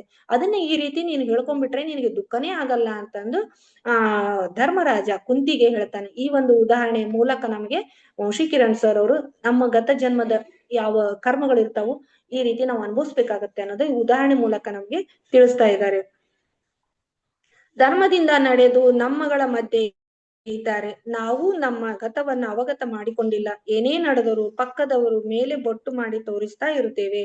ನೋಡಿ, ನಮ್ಮ ಕರ್ಮಗಳು ಕೂಡ ಅದ್ರ ಪ್ರಕಾರ ನಾವು ನಡೀತಾ ಇರ್ತೇವೆ. ಅದ್ರ ಪ್ರಕಾರ ನಮಗೂ ಕರ್ಮಗಳ ಅನುಸಾರವಾಗಿ ನಾವ್ ಏನ್ ಅನುಭವಿಸ್ಬೇಕು ಅದನ್ನ ಅನುಭವಿಸ್ತಾ ಇರ್ತೀವಿ. ಆದ್ರೆ ನಾವ್ ಏನ್ ಮಾಡ್ತಾ ಇರ್ತೀವಿ, ಇನ್ನೊಬ್ರ ಮೇಲೆ ಬೊಟ್ಟು ಮಾಡ್ತಾ ಇದ್ವಿ. ಅವರಿಂದ ನನಗೆ ಈ ರೀತಿ ಆಯ್ತು, ಅವರಿಂದ ನಾನು ಇವತ್ತು ಈ ಸಂಕಟವನ್ನ ಎದುರಿಸುವಂಗಾಯ್ತು, ಅವರಿಂದ ನನಗೆ ಈ ಒಂದು ಸಮಸ್ಯೆ ಬಂತು. ಇದು ನಮ್ಮ ಕರ್ಮದ ಫಲ. ಇದು ಯಾರಿಂದನೂ ಅಲ್ಲ. ನಮ್ಮ ಜೀವನಕ್ಕೆ ನಾವೇ ಹೊಣೆಗಾರರು, ನಮ್ಮ ವಾಸ್ತವಕ್ಕೆ ನಾವೇ ಒಂದು ಕಾರಣರು. ನಾವು ಇದೀನ್ ಒಂದು ಜೀವನಕ್ಕೆ ಯಾರೂ ಕಾರಣಕರ್ತರಲ್ಲ, ನಮ್ಮದಕ್ಕೆ ನಾವೇ ಕರ್ತರು ಅಂತ ಈಗಾಗಲೇ ಸರ್ ಹೇಳಿದ್ರಲ್ಲ, ನಮ್ಮ ಜೀವಿತಕ್ಕೆ ನಾವೇ ಕರ್ತರು, ಇದಕ್ಕೆ ಯಾರೂ ಹೊಣೆಗಾರರಲ್ಲ. ನಮ್ಮ ಕರ್ಮದ ಫಲವನ್ನ ನಾವು ಅನುಭವಿಸ್ತಿರ್ತೇವೆ. ಆದ್ರೆ ನಾವೇನ್ ಮಾಡ್ತೀವಿ, ಇನ್ನೊಬ್ಬರ ಮೇಲೆ ಬೊಟ್ಟು ಮಾಡ್ತೀವಿ. ಇದಕ್ಕೆ ಇವರೇ ಕಾರಣರಾದ್ರು, ನಾನು ಎಂತ ಚೆನ್ನಾಗಿ ಕರೆಕ್ಟ್ ಹೋಗ್ತಾ ಇದ್ದೆ ರೂಟಿಗೆ, ಇವ್ರು ಬೇಡ ಅಂದ್ಬಿಟ್ರು, ಅವ್ರು ಹೇಳಿದಕ್ಕೆ ನಾನು ಅವ್ರ ಮಾತು ಕೇಳ್ದೆ, ನನಗೆ ಇವತ್ತು ಈ ಪರಿಸ್ಥಿತಿ ಬಂತು ಅಂತ ನಾವೇನ್ ಮಾಡ್ತೀವಿ, ಇನ್ನೊಬ್ಬರ ಮೇಲೆ ಗೂಬೆನ ಕುಂದ್ರಿಸ್ತೀವಿ. ಆ ಒಂದು ಕೆಲಸವನ್ನು ಅಚ್ಚುಕಟ್ಟಾಗಿ ನಾವು ಮಾಡ್ತೀವಿ. ಇನ್ನೊಬ್ಬರ ಮೇಲೆ ಗೂಬೆ ಕುಂದ್ರಿಸುವಂತ ಕೆಲಸವನ್ನ ನಾವೇನ್ ಮಾಡ್ತೀವಿ, ತುಂಬಾ ಚೆನ್ನಾಗಿ ಮಾಡ್ತೀವಿ. ಅದಕ್ಕೆ ಸರ್ ಹೇಳ್ತಾರೆ, ನಮ್ಮ ಜೀವನಕ್ಕೆ ನಾವೇ ಕರ್ತು, ಯಾರು ಇದಕ್ಕೆ ಹೊಣೆಗಾರರಲ್ಲ ಅಂತ ಹೇಳ್ತಾರೆ. ಪತ್ರಿಜಿ ಗುರುಗಳು 40 ವರ್ಷಗಳಿಂದ ಎಲ್ಲಾ ಪಿರಮಿಡ್ ಮಾಸ್ಟರ್ಸ್ ಗಳಿಗೆ ಹಾಗೂ ಗಲ್ಲಿ ಗಲ್ಲಿ ತಿರುಗಿ ಮಾಂಸಾಹಾರ ತ್ಯಜಿಸಿ ಎಂದು ಹೇಳಿದ್ದಾರೆ. ಅದು ಆಹಾರವಲ್ಲ, ಅದರ ಬದಲಾಗಿ ಫ್ರೂಟ್ಸ್, ವೆಜಿಟೇಬಲ್ಸ್ ಅನ್ನ ತಿನ್ನಿ. ಎಲ್ಲರಲ್ಲೂ ಜಾಗೃತಿ ಮೂಡಿಸಲು ಪತ್ರಿಜಿ ಗುರುಗಳು ಗಲ್ಲಿ ಗಲ್ಲಿ, ಊರು ಊರು, ರಾಜ್ಯ ರಾಜ್ಯ ದೇಶ ದೇಶಗಳಲ್ಲಿ ಕೂಡ ತಿರುಗಿ ಸಸ್ಯಾಹಾರದ ಬಗ್ಗೆ ಗುರುಗಳು ಜಾಗೃತಿಯನ್ನ ಮೂಡಿಸಿದರು. ಪತ್ರಿಜಿ ಗುರುಗಳು ತಮ್ಮ 40 ವರ್ಷದ ಒಂದು ಜೀವಮಾನವನ್ನ ಯಾವ ರೀತಿ ಕಳೆದರು ಅನ್ನೋದನ್ನ ವಂಶಿ ಕಿರಣ್ ಸರ್ ಅವರು ಹೇಳ್ತಾ ಇದ್ದಾರೆ. ಗಲ್ಲಿ ಗಲ್ಲಿ ತಿರುಗಿದ್ರು, ಮಾಂಸಾಹಾರ ತಿನ್ಬೇಡ್ರಿ, ಎಲ್ರು ವೆಜಿಟೇರಿಯನ್ ಆಗಿ ಸಸ್ಯಾಹಾರಿಗಳಾಗಿ ಪ್ರಾಣಿಗಳನ್ನ ಹಿಂಸೆ ಮಾಡಿ ಕೊಲ್ಲಬೇಡಿ ಅವನ್ನ ಅಂತ ಹೇಳಿದ್ರು. ಧ್ಯಾನವನ್ನ ಮಾಡಿ ನಿಮ್ಮಲ್ಲಿ ಜ್ಞಾನವನ್ನ ಬೆಳೆಸ್ಕೊಳ್ಳಿ ಅಂತ ಗಲ್ಲಿ ಗಲ್ಲಿ ಊರು ಊರು ರಾಜ್ಯ ರಾಜ್ಯ ದೇಶ ದೇಶ ತಿರುಗಿ ಎಲ್ಲರಿಗೂ ಜ್ಞಾನವನ್ನ ಆ ಸರ್ ಹಂಚಿದರು ಅಂತ ವಂಶಿ ಕಿರಣ್ ಸರ್ ಹೇಳ್ತಾರೆ. ಆದರೂ ಭೂಮಿಯ ಮೇಲೆ ಏನು ನಡೆಯುತ್ತಿದೆ ಇಷ್ಟೆಲ್ಲಾ ಜಾಗೃತಿ ಪತ್ರಿಜಿಯವರು ಮೂಡಿಸಿದರು. ಒಂದು ದಿನಕ್ಕೆ 30 ಕೋಟಿ ಮಾಂಸ ತಿನ್ನುತ್ತಿದ್ದಾರೆ. ನೋಡಿ, ಇಷ್ಟು ಜಾಗೃತಿಯನ್ನ ಸರ್ ಮಾಡಿದರೂ ಕೂಡ ನಮ್ಮ ದೇಶದಲ್ಲಿ ದಿನಕ್ಕೆ 30 ಕೋಟಿ ಮಾಂಸಾಹಾರ ಖರ್ಚಾಗತ್ತಂತೆ. ಅಂದ್ರೆ ಎಷ್ಟು ಪ್ರಾಣಿಗಳನ್ನ ಕೊಲ್ತಾ ಇರ್ಬೋದು, ನಾವು ಸುಮ್ಮನೆ ಜಸ್ಟ್ ಗೆಸ್ ಮಾಡ್ಬೇಕು. ಅಂದ್ರೆ ಜಾಗೃತಿ ಮೂಡುವ ಕೆಲಸ ಇನ್ನೂ ತುಂಬಾ ಹೆಚ್ಚಾಗಿ ನಾವೆಲ್ಲಾ ಮಾಸ್ಟರ್ಸ್ಗಳು ಸೇರಿ ಇನ್ನು ಸಾಕಷ್ಟು ನಾವು ಶ್ರಮವನ್ನ ಪಡಬೇಕು, ಜಾಗೃತಿಯನ್ನ ಮೂಡಿಸ್ಬೇಕು ಅಂತ ಹೇಳ್ತಾ ಇದ್ದಾರೆ. ಪ್ರತಿಯೊಬ್ಬ ಮನುಷ್ಯನಿಗೂ ಧ್ಯಾನ ಅವಶ್ಯಕ. ಎಷ್ಟೋ ಜನ ಪ್ರತಿದಿನ ಧ್ಯಾನ ಮಾಡುತ್ತಾರೆ. ಕೇವಲ ಅಮಾವಾಸ್ಯೆ ಹುಣ್ಣಿಮೆಗಳಲ್ಲಿ ಅಷ್ಟೇ ಅಲ್ಲ, ಇದನ್ನು ನಮಗೆ ನಾವು ಪ್ರಶ್ನೆ ಮಾಡಿಕೊಳ್ಳಬೇಕು. ನೋಡಿ, ಕೆಲವೊಬ್ರು ಇರ್ತಾರೆ ಧ್ಯಾನಿಗಳು, ಅಮಾವಾಸ್ಯೆ ಹುಣ್ಣಿಮೆಗೆ ಮಾತ್ರ ಮಾಡ್ತಾ ಇರ್ತಾರೆ, ಅವಾಗ ಎನರ್ಜಿ ಜಾಸ್ತಿ ಇರತ್ತಂತಂದು. ಆದ್ರೆ ಧ್ಯಾನವನ್ನ ಪ್ರತಿದಿನ ಮಾಡ್ಬೇಕು ಅಂತ ಸರ್ ಹೇಳ್ತಾ ಇದ್ದಾರೆ. ನಾವು ಇನ್ನೊಬ್ಬರಿಗೆ ಧ್ಯಾನ ಹೇಳುತ್ತಿದ್ದೇವೆ, ನಾವು ಬಿಟ್ಟಿದ್ದೇವೆ. ನೋಡ್ರಿ, ಇನ್ನೊಬ್ರಿಗೆ ಧ್ಯಾನ ಮಾಡಿ ನೀವು ಚೆನ್ನಾಗಾಗ್ತೀರಾ, ನಿಮ್ಗೆಲ್ಲಾ ಸಮಸ್ಯೆಗಳು ಬಗೆಹರಿತಾವ ಅಂತ ನಾವು ಇನ್ನೊಬ್ರಿಗೆ ಹೇಳ್ತೀವಿ. ಬಟ್ ನಾವೇನ್ ಮಾಡಲ್ಲ, ಧ್ಯಾನ ಮಾಡಲ್ಲ. ಅದಕ್ಕೆ ನಾವು ಧ್ಯಾನ ಇನ್ನೊಬ್ಬರಿಗೆ ಹೇಳಿಕೊಡ್ಬೇಕಾದ್ರೆ ಮೊದಲು ನಾವು ಮಾಡುತ್ತಿದ್ದೇವಾ ಅಥವಾ ಇಲ್ಲ ಅಂತ ಚೆಕ್ ಮಾಡ್ಕೋಬೇಕು. ನಾವು ಪರಿವರ್ತಿಸಿಕೊಳ್ಳುತ್ತಾ ಇದ್ರೆ ನಾವು ಪತ್ರಿಜಿ ಗುರುಗಳಿಗೆ ಕನೆಕ್ಟ್ ಆಗಿ ಆಗುತ್ತೇವೆ ಹಾಗೂ ನಮ್ಮ ಆತ್ಮಾವಲೋಕನ ಮಾಡಿಕೊಳ್ಳಬೇಕು. ಆಗಲೂ ಕೂಡ ಗುರುಗಳು ನಾವು ಧ್ಯಾನಿಸುತ್ತಿರುವಾಗ ನಮ್ಮ ಪಕ್ಕದಲ್ಲಿಯೇ ಬಂದು ಗುರುಗಳು ಕುಳಿತುಕೊಳ್ಳುತ್ತಾರೆ. ಅವರು ಭೌತಿಕವಾಗಿ ಇಲ್ಲದೇ ಇರಬಹುದು, ಆದರೆ ನಿಮ್ಮೆಲ್ಲರ ಆತ್ಮದಲ್ಲಿ ಸ್ಥಾಪಿತವಾಗಿದ್ದಾರೆ. ನೋಡಿ, ನಾವು ಇನ್ನೊಬ್ರಿಗೆ ಹೇಳೋಕ್ಕಿಂತ ಮುಂಚೆ ನಾವು ಧ್ಯಾನವನ್ನ ಕರೆಕ್ಟ್ ಆಗಿ ಮಾಡ್ತಾ ಇದ್ದೇವೋ ಇಲ್ಲೋ ಎಂಬ ಒಂದು ಆತ್ಮಾವಲೋಕನ ನಾವು ಮಾಡ್ಕೋಬೇಕು. ಹಾಗೂ ಧ್ಯಾನಕ್ಕೆ ನಾವು ಕುಳಿತುಕೊಂಡಾಗ ಪತ್ರಿಜಿ ಗುರುಗಳು ನಮ್ಮ ಪಕ್ಕದಲ್ಲಿಯೇ ಇದ್ದಾರೆ ಅನ್ನುವ ಒಂದು ನಾವು ಅನುಭವಿಸ್ಬೇಕು. ಆ ಒಂದು ಪತ್ರಿಜಿ ಗುರುಗಳನ್ನ ನಾವು ನೋಡಿಲ್ಲ ಅಂತ ವ್ಯಥೆ ಪಡಬಾರದು. ನಮ್ಮ ಆತ್ಮದಲ್ಲಿ ಇರುವಂತಹ ಗುರು ಪತ್ರಿಜಿ ಗುರುಗಳಂತ ನಾವು ಅದನ್ನ ತಿಳ್ಕೋಬೇಕು ಅಂತ ಹೇಳ್ತಾ ಇದ್ದಾರೆ. ಯಾವ ಮನುಷ್ಯನು ನಮಗೆ ಬಾಧೆ ನೀಡಲು ಸಾಧ್ಯವಾಗಬಾರದು ಎಂದರೆ ನಾವು ಮೊದಲು ಸರಿಯಾಗಿ ಇರಬೇಕು ಹಾಗೂ ಬಹಳ ದುಃಖವಿದ್ದರೆ ಧ್ಯಾನವನ್ನ ಜಾಸ್ತಿ ಮಾಡಬೇಕು. ಯಾವ ಮನುಷ್ಯರು ನಮಗೆ ತೊಂದರೆ ಕೊಡಬಾರ್ದಂದ್ರೆ ನಾವು ಫಸ್ಟ್ ಕರೆಕ್ಟ್ ಆಗಿರ್ಬೇಕು. ಹಾಗೆ ದುಃಖ ನಮಗೆ ಜಾಸ್ತಿ ಇದ್ರೆ ಧ್ಯಾನವನ್ನ ಜಾಸ್ತಿ ಮಾಡಬೇಕು, ಸ್ವಲ್ಪ ಇದ್ರೆ ಸ್ವಲ್ಪ ಮಾಡಬೇಕು ಅಂತ ಸರ್ ಹೇಳ್ತಾ ಇದ್ದಾರೆ. ನಮ್ಮಲ್ಲಿ ಇನ್ನೂ ಅಜ್ಞಾನವಿದೆ ಎಂದರ್ಥ. ನಮಗೆ ದುಃಖವೇ ಇಲ್ಲ ಎಂದರೆ ನಮ್ಮಲ್ಲಿ ಜಾಗೃತಿ ಉಂಟಾಗಿದೆ ಎಂದರ್ಥ. ನೋಡಿ, ದುಃಖ ನಮ್ಮಲ್ಲಿ ಇನ್ನೇ ಇದೆ ಅಂತಂದ್ರೆ ನಮ್ಮಲ್ಲಿ ಇನ್ನೂ ಅಜ್ಞಾನ ಇದೆ ಅಂತ ನಾವು ನಮ್ಮನ್ನ ನಾವೇ ಆತ್ಮಾವಲೋಕನ ಮಾಡ್ಕೋಬೇಕು. ನಮಗೆ ದುಃಖವೇ ಇಲ್ಲ, ಏನೇ ಪ್ರಸಂಗ ಬಂದ್ರು ನಮಗೆ ದುಃಖ ಆಗ್ತಾ ಇಲ್ಲ ಅಂದ್ರೆ ನಮ್ಮಲ್ಲಿ ಜ್ಞಾನ ಎನ್ಲೈಟ್ಮೆಂಟ್ ಆಗಿದೆ ಅಂತ ನಾವು ಅನ್ಕೋಬೇಕು. ಪತ್ರಿಜಿಯವರ ನಿರ್ವಾಣೋತ್ಸವದ ಕಾರ್ಯಕ್ರಮದಲ್ಲಿ ಒಬ್ಬ ರಾಜಕಾರಣಿಯರ ಅಭಿಪ್ರಾಯ, ಇದು ನಿರ್ವಾಣೋತ್ಸವದ ಕಾರ್ಯಕ್ರಮದಲ್ಲಿ ಒಬ್ಬ ರಾಜಕಾರಣಿಗಳು ತಮ್ಮ ಅಭಿಪ್ರಾಯವನ್ನ ಸೂಚಿಸ್ತಾರೆ. ನಿಮ್ಮ ಗುರುಗಳು ನಿಮ್ಮನ್ನು ಎಷ್ಟು ಚೆನ್ನಾಗಿ ರೆಡಿ ಮಾಡಿದ್ದಾರೆ. ಎಲ್ಲರ ಕಣ್ಣುಗಳಲ್ಲಿ ವಿಯೋಗ ಇದೆ, ಆದರೆ ದುಃಖವಿಲ್ಲ. ಎಷ್ಟು ಸಂಭ್ರಮದಿಂದ ಅವರನ್ನು ಕಳಿಸುತ್ತಿದ್ದೀರಿ.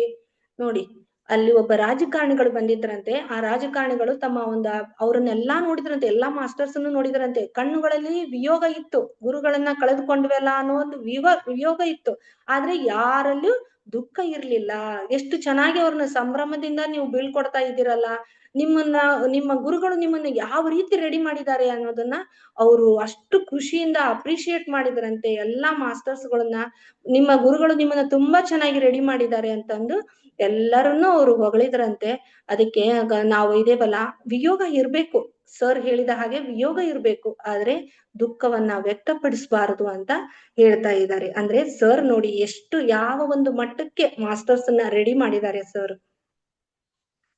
ಪತ್ರಿಜಿ ಗುರುಗಳು ಹೇಳುತ್ತಾರೆ, ನಾನು ಯಾವಾಗಲೂ ನಿಮ್ಮ ಜೊತೆ ಇರುತ್ತೇನೆ, ಆದರೆ ನೀವು ಧ್ಯಾನವನ್ನು ಆಧ್ಯಾತ್ಮಿಕ ಲಾಭಕ್ಕಾಗಿ, ಪ್ರಾಪಂಚಿಕ ಲಾಭಕ್ಕಾಗಿ ಅಥವಾ ನಿಮ್ಮ ಗತ ಜೀವನವನ್ನ ನೋಡಿಕೊಳ್ಳುವುದಕ್ಕಾಗಿ ಮಾಡಬೇಡಿ.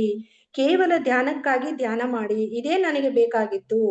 ನೋಡಿ, ಪತ್ರಿಜಿ ಗುರುಗಳು ಹೇಳ್ತಾರೆ, ಯಾವಾಗಲೂ ನಿಮ್ ಜೊತೆಗಿರ್ತೀನಿ, ಆದ್ರೆ ಈ ಧ್ಯಾನವನ್ನ ನಿಮ್ಮ ಪೂರ್ವ ಜನ್ಮದ ಗತ ಜನ್ಮವನ್ನ ನೋಡ್ಕೊಳ್ಳಿಕ್ಕೆ, ನಿಮ್ಮ ಒಂದು ಏನದು ನಿಮ್ಮ ಆಸೆ ಆಕಾಂಕ್ಷೆಗಳನ್ನ ತೀರಿಸಿಕೊಳ್ಳೋದಕ್ಕಾಗಿ, ನಿಮ್ಮ ಸ್ವಾರ್ಥಕ್ಕಾಗಿ ಇದನ್ನ ಬಳಸ್ಕೊಳ್ ಬೇಡಿ, ಇದನ್ನ ಸಮಾಜಕ್ಕಾಗಿ ನೀವು ಬಳಸಿ ಅಂತ ಸರ್ ನಮಗೇನ್ ಮಾಡ್ತಾ ಇದ್ದಾರೆ, ಕಳಕಳಿಯ ಒಂದು ಮಾತನ್ನ ನಮಗೆ ಹೇಳ್ತಾ ಇದ್ದಾರೆ.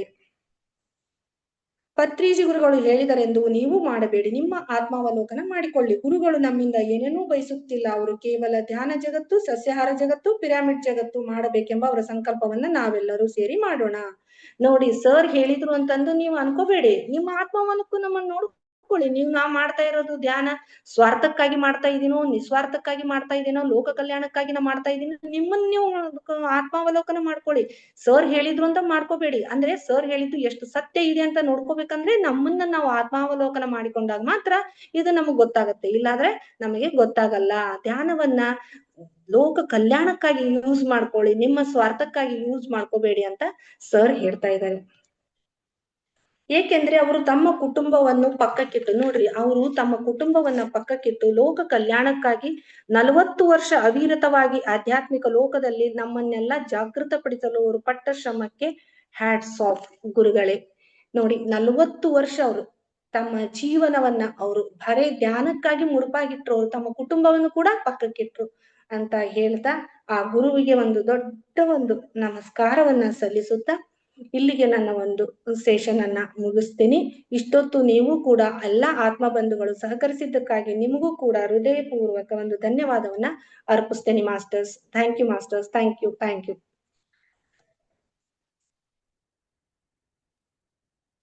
ರಮಾ ಮೇಡಮ್, ತುಂಬಾ ಚೆನ್ನಾಗಿ ಇವತ್ತಿನ ಕಾರ್ಯಕ್ರಮದಲ್ಲಿ ನೀವು ಪತ್ರಿಜಿ ನಿರ್ವಾಣ ಸ್ಥಿತಿ, ನಿರ್ವಾಣೋತ್ಸವ, ಅದೊಂದು ಉತ್ಸವವಾಗಿ ಪರಿವರ್ತನೆಯಾಗಿದೆ. ನಿರ್ವಾಣ ಕಾರ್ಯಕ್ರಮ ಅನ್ನುವಂಥದ್ದು, ಅದರಲ್ಲಿ ಬಂದಂತ ಡೌಟ್ಸ್, ಯಾಕೆ, ಏನು, ಎತ್ತ ಅನ್ನುವಂಥದ್ರ ಬಗ್ಗೆ ನೀವು ತುಂಬಾ ವಿವರವಾಗಿ ಇವತ್ತು ಕಾರ್ಯಕ್ರಮದಲ್ಲಿ ತಿಳಿಸಿಕೊಟ್ರಿ. ಏನು ಅಂದ್ರೆ, ಒಂದು ಪ್ರಣಾಳಿಕೆಯನ್ನು ಮಾಡ್ಕೊಂಡಿರ್ತಾರೆ, ಅದನ್ನ ಯಾಕೆ ಬದಲಾಯಿಸ್ತಾರೆ? ಅದಕ್ಕೆ ಒಂದು ಕಾರಣ ಇರಬೇಕು. ಅದಕ್ಕೆ ಕಾರಣರಾದವರು ಯಾರು? ಶಿಷ್ಯಂದಿರು. ಅಂದ್ರೆ ನಾವು ನಮ್ಮನ್ನು ಬದಲಾಯಿಸಿಕೊಳ್ಳದೆ ನಾವು ಅವರನ್ನು ಪ್ರಶ್ನೆ ಮಾಡ್ಲಿಕ್ಕೆ ಹೋಗ್ತಾ ಇದ್ದೇವೆ. ಈ ತರ ನಾವು ನಮ್ಮನ್ನು ಬದಲಾಯಿಸಿಕೊಳ್ಳದೆ ಈ ಇಡೀ ಪ್ರಪಂಚವನ್ನು ಬದಲಾಯಿಸ್ಬೇಕು ಅನ್ನುವಂಥದ್ದು ನಮ್ಮ ಉದ್ದೇಶ ಆಗಿರ್ತದೆ. ಅಲ್ಲಿ ಮೂಲ ನಾವು ಬದಲಾಗ್ಬೇಕನ್ನುವಂಥದ್ದು. ಹಾಗಾಗಿ ಅವರು ಸ್ವಲ್ಪ ಬೇಗನೆ ನಿರ್ವಾಣ ತಗೊಂಡ್ರು, ಅಥವಾ ಮತ್ತೆ ಅವರ ಆರೋಗ್ಯ ಸ್ಥಿತಿ ಯಾಕೆ ಹೀಗಾಯ್ತು, ಅದಕ್ಕೂ ನಾವೇ ಕಾರಣರಾಗಿದ್ದೇವೆ. ಯಾಕಂತ ಹೇಳಿದ್ರೆ ನಾವು ನಮ್ಮ ಜವಾಬ್ದಾರಿಯನ್ನು ನಾವು ತಗೊಳ್ಳದೇ ಇರುವ ಕಾರಣದಿಂದ ಅವರು ನಮ್ಮನ್ನು ಬದಲಾಯಿಸಿಕೋಸ್ಕರ ಅವರ ಆರೋಗ್ಯವನ್ನು ಕೆಡಿಸಿಕೊಂಡ್ರು. ಅವರು ಹೇಳಿದಂತ ಒಂದೇ ಮಾತನ್ನು ನಾವು ಕೇಳಿಸ್ಕೊಂಡು ಸುಮ್ಮನಾಗಿ ಧ್ಯಾನ ಮಾಡ್ತಾ ಇದ್ರೆ ನಾವು ಸಹ ಉದ್ಧಾರ ಆಗ್ಬೋದಿತ್ತು. ಅದ್ರ ಜೊತೆಗೆ ಇವತ್ತಿಗೆ ಗುರುಗಳು ಸಹ ಇರ್ತಿದ್ರು ನಮ್ಮ ಜೊತೆ. ನಾವು ನಮ್ಮ ಕಾರ್ಯವನ್ನು ನಾವು ನೆರವೇರಿಸದೆ ಹೋದ ಕಾರಣದಿಂದ ನಾವು ಅವರನ್ನು ಕಳ್ಕೊಂಡಿದ್ದೇವೆ. ಲಾಸ್ ಆಗಿದ್ದು ನಮ್ಗೆ ಅಂತ ನಾವು ಬಡ್ಕೊಳ್ತಾ ಇದ್ದೇವೆ, ಆದ್ರೆ ನಾವು ನಮ್ಮ ಕೆಲಸವನ್ನೇ ನಾವು ಮಾಡಿಲ್ಲ. ಹಾಗೆ ಅವರ ದೇಹ ಸ್ಥಿತಿಯ ಬಗ್ಗೆ ಅವರು ಗಮನ ಕೊಡದೇ ಇರೋದ್ರಿಂದ ಅವ್ರು ಹೋದ್ರು. ಇಲ್ಲೂ ನಮ್ಗೆ ಒಂದು ಪಾಠ ಇದೆ. ಯಾಕಂತ ಹೇಳಿದ್ರೆ ನಾವು ಸಹ ನಾಳೆ ಹೋಗುದ್ರ ಮೊದಲು ನಮ್ಮ ದೇಹ ಸ್ಥಿತಿಯನ್ನು ಸಹ ನಾವು ಕಾಪಾಡಿಕೊಂಡು ಬೇರೆಯವರ ಉದ್ಧಾರಕ್ಕೆ ನಾವು ಗಮನ ಕೊಡ್ಬೇಕು. ಅದು ಒಂದು ನನ್ಗೆ ಅನಿಸಿದ್ದು. ಯಾಕಂತ ಹೇಳಿದ್ರೆ ಮನುಷ್ಯ ಏನ್ ಮಾಡ್ತಾನೆ, ತುಂಬಾ ಕೆಲ್ಸ ಅಂತಾನೆ ಹೋಗ್ತಾ ಇರ್ತಾನೆ ಕೆಲವೊಂದ್ಸರ್ತಿ, ಆದ್ರೆ ದೇಹದ ಬಗ್ಗೆ ಗಮನ ಕೊಡೋದಿಲ್ಲ. ಪತ್ರಿಜಿಯವರ ಇದ್ರಲ್ಲಿ ಏನಾಯ್ತು ಅಂತ ಹೇಳಿದ್ರೆ ಅವರು ಬೇರೆಯವರ ಸಹಾಯಕ್ಕಾಗಿ ಹೋಗಿ ಧ್ಯಾನ ಮಾಡುವುದನ್ನು ಕಡಿಮೆ ಮಾಡಿದ್ರು. ಈ ವ್ಯತ್ಯಾಸಗಳನ್ನು ತಿಳ್ಕೊಂಡು ನಾವು ನಮ್ಮ ನಮ್ಮ ಬಗ್ಗೆ ನಾವು ಗಮನ ಕೊಟ್ಟು ಸ್ವಲ್ಪ ಇತರರ ಜೊತೆ ನಾವು ವ್ಯವಹಾರ ಮಾಡ್ಬೇಕಾಗ್ತದೆ. ಹಾಗೆ ಎಲ್ರೂ ಬ್ರಹ್ಮರ್ಷಿ ಆಗ್ಬೇಕು. ಆದ್ರೆ ಆ ಸ್ಥಿತಿಯಲ್ಲಿ ನಾವು ಬ್ರಹ್ಮರ್ಷಿ ಆಗ್ಲಿಕ್ಕೆ ಎಷ್ಟು 90% ಜನರು ಆಗ್ಲಿಕ್ಕೆ ರೆಡಿ ಇಲ್ಲದವರು. ಈ 10% ಮಾತ್ರ ಜನರು ಸೇರ್ಕೊಂಡು ನಮ್ಗೆ ಗುರುಗಳು ಬೇಕು ಅನ್ನೋಂತ ನಾವು ಒದ್ದಾಟ ಮಾಡ್ತಾ ಇದ್ದೇವೆ. ಆದ್ರೆ 10% ಜನ ಸರಿ ಇದ್ರೆ ಸಹಿತ ಅದ್ರಲ್ಲಿ ಎಲ್ಲರೂ ಸರಿ ಇದ್ರು ಅಂತೇಳಿ ಹೇಗೆ ಹೇಳುದು? ಯಾಕಂತ ಹೇಳಿದ್ರೆ ಸಂಸಾರವನ್ನು ಬಿಟ್ಟು ಹೋಗ್ಲಿಕ್ಕೆ ನಾವು ರೆಡಿ ಇರುವುದಿಲ್ಲ, ಅವರು ಎಲ್ಲವನ್ನ ಬಿಟ್ಟು ಬರ್ಲಿಕ್ಕೆ ರೆಡಿ ಇದ್ರು. ಈ ವ್ಯತ್ಯಾಸಗಳನ್ನ ನಾವು ಗಮನ ಒತ್ತಾಗಿ ತಕೊಂಡ್ರೆ ಮತ್ತೆ ಯಾವುದು ಮಾಂಸಾಹಾರವನ್ನು ತ್ಯಜಿಸ್ಬೇಕು. ಪಕ್ಕದ ಮನೆಯವರಿಗೆಲ್ಲ ನಾವು ಹೇಳ್ತೇವೆ, ಆದ್ರೆ ನಮ್ಮನೆಯವರಿಗೆ ನಾವು ಹೇಳಲಿಕ್ಕೆ ಸಾಧ್ಯ ಇರುವುದಿಲ್ಲ. ಇಂಥ ಸ್ಥಿತಿಗಳನ್ನ ನಾವು ಸೂಕ್ಷ್ಮವಾಗಿ ಗಮನಿಸಿ ನಾವು ಬದಲಾಯಿಸ್ಕೊಳ್ಬೇಕಾಗಿದೆ. ಮತ್ತೆ ಗುರುಗಳು ನಮ್ಗೆ ಹೇಗೆ ಸಿಗ್ತಾರೆ, ನಾವು ಮುಂದೆ ಏನ್ ಮಾಡ್ಬೇಕು, ಇದಂತೂ ತುಂಬಾ ನನ್ಗೆ ಕನೆಕ್ಟ್ ಆಯ್ತು. ಯಾಕಂತ ಹೇಳಿದ್ರೆ ನಾನು ಇತ್ತೀಚೆಗೆ ಧ್ಯಾನ ಮಾಡ್ಲಿಕ್ಕೆ ಪ್ರಾರಂಭ ಮಾಡಿದ್ದಿದ್ರು, 3-4 ವರ್ಷ ಆಯ್ತು. ಆದ್ರೆ ಗುರುಗಳು ನನ್ಗೆ ಕೆಲವರು ಕಂಡಿದ್ದಾರೆ, ಪತ್ರಿಜಿ ನಂಗೆ ಇಷ್ಟರವರೆಗೆ ಕಾಣ್ಲಿಲ್ಲ. ಅದಕ್ಕೆ ನನ್ಗೆ ಈಗ ಒಂದು ಆನ್ಸರ್ ಸಿಕ್ಕಿದ್ದು. ಪತ್ರಿಜಿ ಅವರನ್ನು ಕಾಂಟ್ಯಾಕ್ಟ್ ಮಾಡ್ಬೇಕಾದ್ರೆ ಹೀಗೆ ನಾನು 11 ದಿವಸ ನೀವು ಹೇಳಿದ ರೀತಿಯಲ್ಲೇ ಧ್ಯಾನ ಮಾಡಬೇಕು. ಧ್ಯಾನ ಮಾಡ್ತಾ ನಾನು ರಾತ್ರಿ ಮಲಗಿ ನನ್ನನ್ನು ಎಬ್ಬಿಸಿ ಗುರುಗಳೇ ಅಂತ ಹೇಳಿ, ಅವ್ರು ಯಾವಾಗ ಎಬ್ಬಿಸ್ತಾರೆ ಆವಾಗ ಕುತ್ಕೊಂಡು ನಾನು ನಿಮ್ಮನ್ನು ನೋಡ್ಬೇಕು, ಮಾತಾಡ್ಬೇಕು ಅಂತೇಳಿ ಕಾಂಟ್ಯಾಕ್ಟ್ ಮಾಡಬಹುದು. ಇದು ಅವ್ರದ್ದು ಇದು ಏನು ಫ್ರೀಕ್ವೆನ್ಸಿ ಅಥವಾ ಫೋನ್ ನಂಬರ್. ಇದು ತುಂಬಾ ಇಷ್ಟ ಆಯ್ತು ನನಗೆ. ಮತ್ತೆ ಇನ್ನೊಂದು ಅಂತ ಹೇಳಿದ್ರೆ, ನೀವೇ ಪತಂಜಲಿ, ಇಲ್ಲಿ ನೀವೇ ಪತಂಜಲಿ, ಬೇರೆ ಯಾರು ನಿಮ್ಮನ್ನು ಉದ್ಧಾರ ಮಾಡ್ಲಿಕ್ಕೆ ಬಂದಿಲ್ಲ. ನೀವೇ ಪತಂಜಲಿ ಆಗ್ಬೇಕು ಅಂದ್ರೆ ನೀವು ನಿಮ್ಮ ಬಗ್ಗೆ ನೀವೇ ಕ್ವಶನ್ ಮಾಡ್ಬೇಕು, ನೀವೇ ಆನ್ಸರ್ಸ್ ತಿಳ್ಕೊಳ್ಬೇಕು. ಅವಾಗ ತಾನೇ ನೀವು ಒಂದು ಹೆಜ್ಜೆ ಮುಂದೆ ಹೋದ್ರೆ ಇನ್ನೊಂದು ಹೆಜ್ಜೆ ಮುಂದೆ ಹೋಗ್ಲಿಕ್ಕೆ ಗುರುಗಳು ಕೈ ಹಿಡಿತಾರೆ. ಆದ್ರೆ ನಾವು ಮುಂದೆ ಹೆಜ್ಜೆ ಇಡ್ಬೇಕಾಗಿದ್ದು ನಮ್ಮ ಧರ್ಮ. ಇದು ಈ ವಿಷಯನೂ ತುಂಬಾನೇ ಇಷ್ಟ ಆಯ್ತು ಮೇಡಮ್. ಯಾಕಂತ ಹೇಳಿದ್ರೆ ನಾವು ಬೇರೆಯವರ ಬಗ್ಗೆ ಆಲೋಚನೆ ಮಾಡ್ತಾ ಇರ್ತೇವೆ. ಅವ್ರು ಯಾಕೆ ನನಗೆ ಹೀಗೆ ಮಾಡಿದ್ರು, ಇವ್ರು ಯಾಕೆ ಹೀಗೆ ಮಾಡಿದ್ರು, ನನ್ನ ಬದಲಾವಣೆ ನನಗೆ ಬೇಕು, ನಾನು ಯಾಕೆ ಒಂದು ಹೆಜ್ಜೆ ಮುಂದೆ ಇಡ್ಲಿಲ್ಲ ಅನ್ನುವಂಥದ್ದು ನನ್ನ ಹತ್ರ ನನ್ನ ಬಗ್ಗೆ, ನನ್ನ ಕೊರತೆಗಳ ಬಗ್ಗೆ ನಾನು ಕ್ವಶನ್ ಮಾಡ್ಬೇಕು. ಮತ್ತೆ ನಾನು ಆ ಕೊರತೆಗಳಿಂದ ಹೊರಗೆ ಬರಬೇಕು.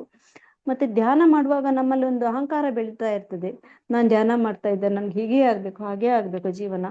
ಹೀಗಿಲ್ಲ. ಯಾಕಂತ ಹೇಳಿದ್ರೆ ಎಲ್ಲ ಕರ್ಮಗಳನ್ನು ಸವಿಸ್ಬೇಕಾದ್ರೆ ನೀನು ತಕೊಳ್ಳೇಬೇಕು.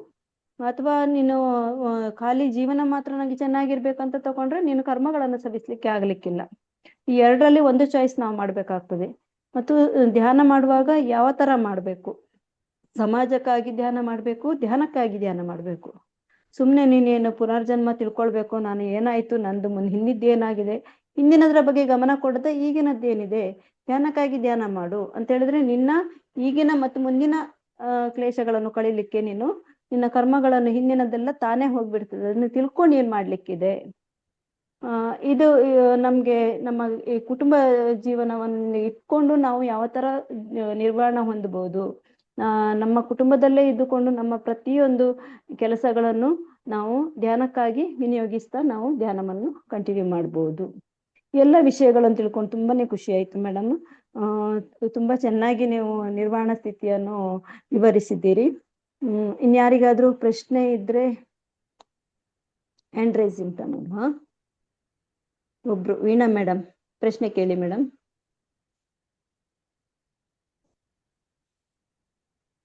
Veena madam, Veena M. ನಮಸ್ಕಾರ ಮೇಡಮ್. ಹಲೋ, ಹಾ ಕೇಳ್ತಾ ಇದ್ದೆ ಮೇಡಮ್, ಕೇಳಿ. ಅದೇ ಮೇಡಮ್, ನಾನು ಇವಾಗ ಸ್ವಲ್ಪ ಕೇಳ್ತಾ ಇದೆ. ಕೆಳಗ್ ಜಾಯ್ನ್ ಆದೆ ಮೇಡಮ್. ಚೆನ್ನಾಗಿತ್ತು ಮೇಡಮ್. ಅದೇ ನಾನು ಕಾಂಟ್ಯಾಕ್ಟ್ ಮೇಡಮ್ ಮಾಡ್ಲಕತ್ತ, ಬಟ್ ಪತ್ರಿಜಿ ಸರ್ ನಮ್ ಹಿಂದೆ ಇದಾರಂತ 100% ನಂಬ್ತಿದ್ದೀನಿ ನನ್ನ. ಬಟ್ ಕಾಣ್ತಾ ಇಲ್ಲ, ನಾನ್ ಹೇಳಿಕೊಟ್ಟವ್ರಿಗೆ ಕಾಣ್ತಾ ಇದ್ದಾರೆ, ನನಗ್ ಕಾಣ್ತಾ ಇಲ್ಲ. ಸೊ ಅದಕ್ಕೆ ಯಾವ ರೀತಿ ಮಾಡ್ಬೇಕಂದ್ರಿ ಮೇಡಮ್? ಹಲೋ. ಏನಿಲ್ಲ ಮೇಡಮ್, Actually, ನೈಟ್ ನೀವು ಮಲಗ್ತಾ ಹಾ ಇರ್ತೀರಲ್ಲ, ಮಲಗೋಕ್ಕಿಂತ ಮುಂಚೆ ಒಂದ್ 10 ನಿಮಿಷ ಧ್ಯಾನ ಮಾಡಿ ನೀವು ಮಲಿಕೊಳ್ಳಿ. ಗುರುಗಳೇ ನನಗೆ ಮಧ್ಯರಾತ್ರಿ ಎಚ್ಚರಗೊಳಿಸಿ ಅಂತಂದು ಹೇಳಿ ಮಲಿಕೊಳ್ಳಿ. ಮಧ್ಯರಾತ್ರಿ ಮಿಡ್ ನೈಟ್ ಅವರು ಎಬ್ಬಿಸ್ತಾರೆ ಗುರುಗಳು. ಎಬ್ಸಿದ್ಮೇಲೆ ಮತ್ತೆ ಒಂದು 10 ನಿಮಿಷ ಧ್ಯಾನ ಮಾಡಿ. ಮತ್ತೆ 10 ನಿಮಿಷ ಧ್ಯಾನ ಮಾಡಿ ನೀವು ಮಲಗಿಕೊಳ್ಳಿ. ನಿಮ್ದು ಏನ್ ಕ್ವಶನ್ ಇರ್ತೈತೆ, ಸರ್ ಜೊತೆಗೆ ನೀವು ಕನೆಕ್ಟ್ ಆಗ್ಬೇಕಂತ ಕ್ವಶನ್ ಇರುತ್ತೋ, ಅಥವಾ ಸರ್ ಜೊತೆಗೆ ನಿಮ್ದು ಏನಾದ್ರು ಮಾತುಕತೆ ಇದೇನೋ, ಏನ್ ಕ್ವಶನ್ ಇರ್ತೈತೆ ಅದನ್ನ ಕೇಳ್ಕೊಂಡು ಮತ್ತೆ 10 ನಿಮಿಷ ಧ್ಯಾನ ಮಾಡಿ ನೀವು ಮಲ್ಕೊಳ್ಳಿ. ನಿಮ್ ಡ್ರೀಮ್ ಅಲ್ಲಿ ಸರ್ ಬಂದು ನಿಮ್ಮ ಕ್ವಶನ್ ಗೆ ಆನ್ಸರ್ ಮಾಡ್ತಾರೆ. ಇಲ್ಲ ನಿಮ್ಮನ್ನ ನೋಡ್ಬೇಕು ಅಂತ ತುಂಬಾ ಆಸೆ ಇದೆ ಸರ್ ಅಂತ ನೀವು ಕೇಳ್ಕೊಂಡ್ರೆ ಅವರು ನಿಮ್ಮ ಕನಸಿನಲ್ಲಿ ಅವ್ರು ತಮ್ಮ ಒಂದು ರೂಪವನ್ನು ತೋರಿಸ್ತಾರೆ. ಯಾವ ರೀತಿ ಒಬ್ಬೊಬ್ಬರಿಗೆ ಸಿಂಹದ ಆಕಾರದಲ್ಲಿ ಕಂಡಿದ್ದಾರೆ, ಕೆಲವೊಬ್ಬರಿಗೆ ಕಾಂತಿಯ ಒಂದು ಚೆಂಡುಗಳ ರೂಪದಲ್ಲಿ ಕಂಡಿದ್ದಾರೆ ಸರ್. ಈ ರೀತಿ ಒಬ್ಬೊಬ್ಬರಿಗೆ ಒಂದೊಂದು ರೀತಿಯಲ್ಲಿ ಅವರು ತಮ್ಮ ಒಂದು ರೂಪವನ್ನ ತೋರಿಸಿದ್ದಾರೆ. ನೀವು ಬರೇ ನೋಡ್ಬೇಕನ್ನೋ ಅಷ್ಟು ಆಸೆ ಇದ್ರೆ ನೀವು ಆ ರೀತಿ ಸರ್ ನಾನ್ ನಿಮ್ಮನ್ನ ನೋಡ್ಬೇಕಂತ ತುಂಬಾ ಆಸೆ ಇದೆ, ನಾನ್ ನೋಡಿಲ್ಲ ಅಂತಂದು ಹೇಳಿದ್ರೆ ನಿಮ್ಗೆ ಅವರು ಡ್ರೀಮ್ ಅಲ್ಲಿ ತೋರಿಸ್ತಾರೆ ಅವ್ರು ಯಾವ ಒಂದು ರೂಪದಲ್ಲಿ ಇದ್ದಾರೆ ಅನ್ನೋದು. Okay okay okay. Thank you madam, ಚೆನ್ನಾಗಿತ್ತು madam class. Okay, thank you ma'am, thank you. ಇನ್ಯಾರೆಲ್ಲ ಅಲ್ಲ, ಹ್ಯಾಂಡ್ ರೈಸ್ ಇಲ್ಲ. ಯಾರಾದ್ರೂ ಪ್ರಶ್ನೆ ಕೇಳಲಿಕ್ಕಿದ್ರೆ ದಯವಿಟ್ಟು ಕೇಳಿ.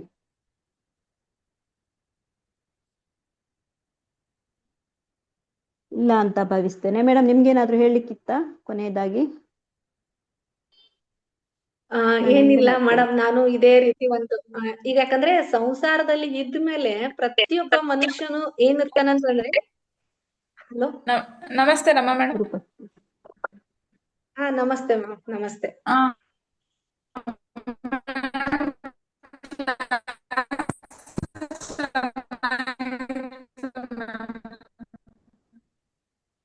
ಮೇಡಮ್ ಸೌಂಡ್ ಮೇಡಮ್ ನಾನು ಕ್ಲಿಯರ್ ಕೇಳ್ತಾ ಇಲ್ಲ. ಕೇಳಿಸ್ತಾ ಇಲ್ಲ. ಮೇಡಮ್ ಕೇಳ್ತಾ ಇಲ್ಲ. ಕೇಳ್ತಾ ಇಲ್ಲ ಮೇಡಮ್ ನನಗೆ ಅವ್ರ ಕ್ವಶನ್. ಅದೇ ಕೇಳ್ತಾ ಇಲ್ಲ, ನನಗೂ ಕೇಳ್ತಾ ಇಲ್ಲ. ನೋಡುವ, ಒಂದ್ ನಿಮಿಷ ವೆಯ್ಟ್ ಮಾಡೋಣ.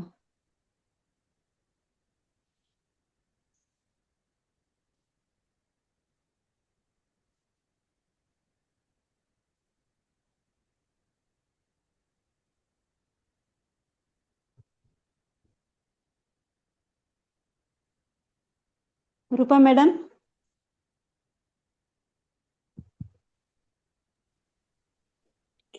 ಕೇಳಿಸ್ತಿದೆ ಮೇಡಮ್. ಹಾ ಮಾತಾಡಿ. ಅದೇ ಮ್ಯಾಮ್, ಕ್ಲಾಸ್ ಚೆನ್ನಾಗಿತ್ತು.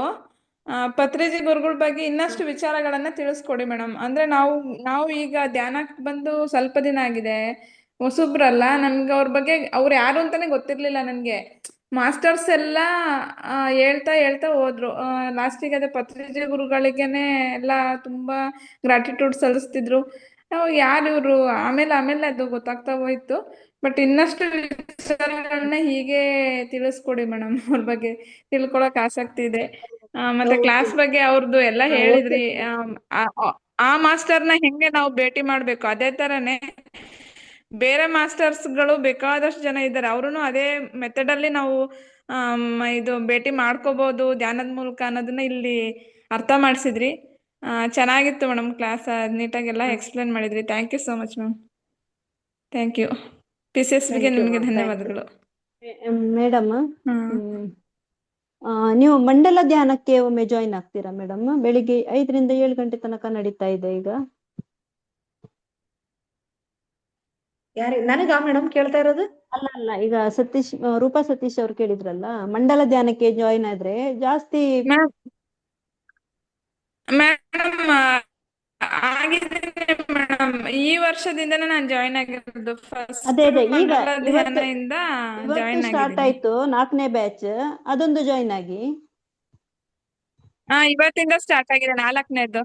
ಆಗಿದ್ದೀನಿ ಮೇಡಮ್, ಹೌದೌದು. ಆಗಿದ್ದೀನಿ. ಯಾವ್ದನ್ನು ಹಾ, ಬಿಟ್ಟಿಲ್ಲ, ಮಧ್ಯದಲ್ಲೂ ಯಾವ್ದು ಅದಕ್ಕೆ ಬಿಟ್ಟಿಲ್ಲ. ಜಾಯಿನ್ ಆಗಿ ನಿಮ್ಗೆ ಪ್ರತಿಯೊಂದು ಅವತ್ತಿನಿಂದ ಅಲ್ಲಿ ಒಂದು ದಿನ ಬೆಳಗ್ಗೆ ಅಕಸ್ಮಾತ್ ಹಾ ಮಿಸ್ ಆದ್ರೂನು ಮತ್ತೆ ಬೇರೆ ಟೈಮಲ್ಲಿ ಅದನ್ನ ಕವರ್ ಮಾಡ್ಕೊಂಡು ಮಾಡಿದ್ದೀನಿ ಮೇಡಮ್. ಧ್ಯಾನ ಬಿಟ್ಟಿಲ್ಲ ಯಾವತ್ತೂ. ಅವತ್ತಿಂದ ಮಾಡ್ತಾನೆ ಇದ್ದೀನಿ. ಅಂದ್ರೆ ಈ ತರ ಪ್ರತಿಯೊಂದು ವಿಚಾರಗಳು ಎಲ್ಲರೂ ಚೆನ್ನಾಗಿ ತಿಳಿಸ್ತಾ ಇದ್ದಾರೆ ಮೇಡಮ್. ನಮಗೆ ಇಷ್ಟೊಂದು ಜ್ಞಾನ ನಿಜವಾಗ್ಲೂ ಕೊಡ್ತಿರೋದಕ್ಕೆ ಎಷ್ಟು ನಾವು ಗ್ರೇಟ್ಫುಲ್ ಆಗಿರ್ಬೇಕು ಗಾಡ್ಗೆ ಅನ್ನೋದು ಗೊತ್ತಾಗಲ್ಲ ನಿಜವಾಗ್ಲೂ. ಅಷ್ಟು ಚೆನ್ನಾಗಿದೆ. ಏನೊಂದನ್ನು ಬೇಸಿಂದನೂ ಹೇಳ್ಕೊಟ್ರು ಮೇಡಮ್. ಧ್ಯಾನ ಅಂದ್ರೆ ಏನು, ಹೇಗ್ ಮಾಡಬೇಕು, ಅದರಿಂದ ನಮಗೇನು ಬೆನಿಫಿಟ್ಸು, ನಾವು ಅದರಿಂದ ಏನು ಪಡ್ಕೋಬಹುದು, ನಮ್ಮ ಆತ್ಮ ಉದ್ಧಾರನೇ ನಾವು ಮಾಡ್ಕೋಬೇಕು. ನನಗೆ ಆ್ಯಕ್ಚುಲಿ ನಾವು ಧ್ಯಾನಕ್ಕೆ ಬಂದಿರೋದೇ, ನಾನು ಫಸ್ಟ್ ಅನ್ನಿಸ್ಬಿಡ್ತು ನನಗೆ ಬರೋಕ್ಕಿಂತ ಒಂದು 2 ದಿನ 1 ವಾರ ಮುಂಚೆನೆ ಮೋಕ್ಷ ಬೇಕು ಅಂತ ಅನ್ನಿಸ್ತು.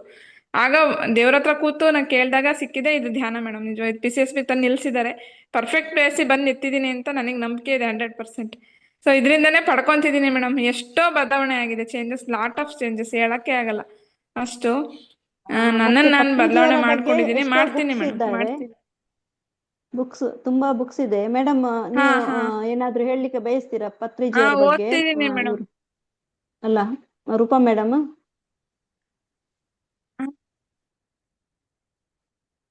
ಗೊತ್ತಾಗಿದ್ದು ತರಿಸ್ಕೊಂಡ್ಬಿಟ್ಟು ಓದ್ತೀನಿ ಮೇಡಮ್. ಅದೇ ಈಗ ಇವರು ರಾಮ ಮೇಡಮ್ ಎಲ್ಲ ತಿಳಿಸಿದ್ರಲ್ಲ, ಆ ಥರ ಇನ್ನೊಂದು ಸ್ವಲ್ಪ ವಿಚಾರಗಳು ತಿಳಿಸಿದ್ರೆ ಇನ್ನೂ ಚೆನ್ನಾಗಿರುತ್ತೆ. Hello Rama madam. ಹಾ ಹೇಳಿ ಮೇಡಮ್. ಇನ್ನೊಂದು ಸ್ವಲ್ಪ ವಿಚಾರಗಳು. ಆಯ್ತು ಮೇಡಮ್, ಆಯ್ತು. ನನಗೂ ಅವ್ರ ಬಗ್ಗೆ ತಿಳ್ಕೊಬೇಕಂತ ತುಂಬಾ ಆಸಕ್ತಿ ಇದೆ ನನಗೂ ಕೂಡ. ನಾನು ಮತ್ತೆ ಕಲೆಕ್ಟ್ ಮಾಡ್ತೀನಿ, ಅವರು ಎಲ್ಲ ಒಂದು ಡೀಟೇಲ್ಸ್ ಎಲ್ಲ ಕಲೆಕ್ಟ್ ಮಾಡಿ ನಾನು ನಿಮ್ ಜೊತೆ ಮತ್ತೆ ಶೇರ್ ಮಾಡ್ಕೊತೀನಿ. ಇನ್ನೊಂದು ಮೇಡಮ್, ನೀವು ಟೀಚರ್ಸ್ ಟ್ರೈನಿಂಗ್ ಕೋರ್ಸ್ ಮಾಡುವ ಹಾಗಿದ್ರೆ ಅದರಲ್ಲಿ ಸಹ ಕೆಲವು ಈಗ ಧ್ಯಾನದ ಬಗ್ಗೆ ಇದ್ರ ಬಗ್ಗೆ ವಿವರಗಳು ತಿಳ್ಕೊಂಡು ಬರ್ತದೆ. ನಿಮ್ಮ ಇವರು ನಮ್ಮ ಸರ್ ಇದ್ದಾರಲ್ಲ, ಅಯ್ಯಪ್ಪ ಪಿಂಡಿ ಸರ್, ಅವ್ರು ಕ್ಲಾಸ್ ಅಯ್ಯಪ್ಪ ಮಾಡ್ತಾ ಸರ್. ಇದ್ದಾರೆ. ಅದನ್ನು ನೀವು ಜಾಯಿನ್ ಹೌದು ಮೇಡಮ್, ಆಗುದಾದ್ರೆ ಅಟೆಂಡ್ ಜಾಯಿನ್ ಆಗಿದ್ದೀನಿ. ಆಗಿ. ಹೌದು, ಯಾಕಂದ್ರೆ ತುಂಬಾ ಜಾಯ್ನ್ ಮಾಹಿತಿ ಆಗಿದ್ದೀನಿ ಬೇಕು ಮೇಡಮ್, ಅಂತ ಹೇಳಿ ಇರುವವರಿಗೆ ಅದು ತುಂಬಾ ಒಳ್ಳೆ ಅವಕಾಶ. ಈಗ ಸರ್ ಹೇಳಿಕೊಡ್ತಾ ಹೌದು ಇದ್ದಾರೆ ಮೇಡಮ್. ನಮ್ಗೆ ಎದುರಿಗೆ. ಅದೇ ಒಂದು ಗ್ರೇಟ್ಫುಲ್ನೆಸ್. ತುಂಬಾ ಚೆನ್ನಾಗಿ ಹೇಳಿಕೊಡ್ತಾರೆ. ಹೌದು ತುಂಬಾ ಚೆನ್ನಾಗಿ ಹೇಳ್ತಾರೆ ಮೇಡಮ್. ಹೌದು. ನೀವು ಜಾಯ್ನ್ ಆಗಿದ್ದೀರಾ? ಜಾಯ್ನ್ ಆಗಿದ್ದೀನಿ ಮೇಡಮ್. ಹೌದಾ? ಫಸ್ಟ್ ಬ್ಯಾಚ್ಗೂ ನಾನಿದ್ದೆ. ಅಟೆಂಡ್ ಆಗಿದ್ದೆ ಮೇಡಮ್. ಅಸೈನ್ಮೆಂಟ್ ಆಗ್ಲಿಲ್ಲ, ನನಗೆ ಕಂಪ್ಲೀಟ್ ಮಾಡಕ್ ಹಾ, ಆಗ್ಲಿಲ್ಲ. ನಾನಿದ್ದೆ 25 ಮೇಡಮ್. ಅಸೈನ್ಮೆಂಟ್. ಈಗ ಈ ಕಾರ್ಯಕ್ರಮವನ್ನು 50 ಮುಗಿಸ್ಬೋದಲ್ಲ ಮಟ್ಟ. ಹಾಗಾದ್ರೆ? ಹಾ, thanks madam. Madam, okay. Roopa madam, ನೀವು ಮುಂದಿನ ನಿರ್ಧಾರವನ್ನು ಅಥವಾ ಅನಿತಾ ಮೇಡಮ್ ಅವ್ರ ಹತ್ರ ಕೇಳಿ ನಿರ್ಧಾರವನ್ನು ತಗೊಳ್ಳಿ. ನಿಮ್ಗೆಲ್ಲ ಮಾಹಿತಿಗಳು ಇಲ್ಲಿ ಸಿಗ್ತಾ ಹೋಗ್ತದೆ. ಇದರಲ್ಲಿ ಪಿರಮಿಡ್ ಕಾಲ್ ಸರ್ವಿಸಸ್ ಬೆಂಗಳೂರು ಈ ವತಿಯಿಂದ ಇವತ್ತು ರಮಾ ಮೇಡಮ್ ಅವರು ತುಂಬಾ ಚೆನ್ನಾಗಿ ತಮ್ಮ ಅನುಭವಾಮೃತವನ್ನು, ತುಂಬಾ ಜ್ಞಾನವನ್ನೆಲ್ಲ ಇಲ್ಲಿ ಧಾರೆ ಎರೆದಿದ್ದಾರೆ. ಇದೇ ರೀತಿ ನೀವು ಪ್ರತಿ ಸಲನೂ ಹೊಸ ಹೊಸ ಕಾರ್ಯಕ್ರಮಗಳನ್ನು ನಮಗೋಸ್ಕರ ತೆಗೆದುಕೊಂಡು ಬನ್ನಿ ಅಂತ ಹೇಳಿ ನಾನು ನಿಮ್ಮ ಹತ್ರ ಕೇಳ್ಕೊಳ್ತೇನೆ. ತುಂಬಾ ಚೆನ್ನಾಗಿತ್ತು ಮೇಡಮ್. ತುಂಬಾ ತುಂಬಾ ಧನ್ಯವಾದಗಳು. Thank you ma'am. Thank you. Pyramid call services Bengaluru ವತಿಯಿಂದ ಜಾಯಿನ್ ಆಗಿರುವಂತ ಪ್ರತಿಯೊಬ್ಬರಿಗೂ ಜೂಮ್ ನಲ್ಲಿ ಈ ಕಾರ್ಯಕ್ರಮದ ವೀಕ್ಷಣೆಗಾಗಿ ಜೂಮ್ ನಲ್ಲಿ ಹಾಗೂ ಯೂಟ್ಯೂಬ್ ನಲ್ಲಿ ಜಾಯಿನ್ ಆಗಿರುವಂತ ಪ್ರತಿಯೊಬ್ಬರಿಗೂ ನಾನು ಧನ್ಯವಾದಗಳನ್ನು ಸಮರ್ಪಿಸ್ತಾ ಇದ್ದೇನೆ.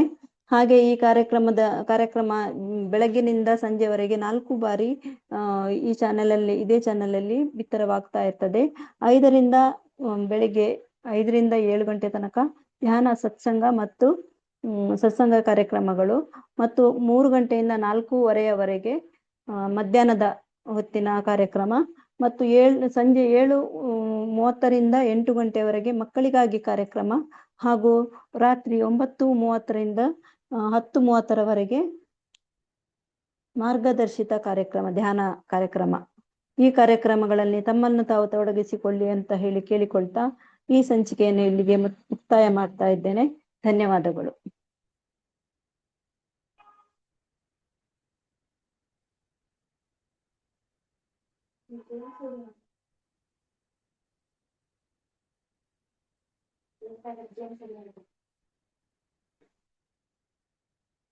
ಅನಿತಾ ಮೇಡಮ್.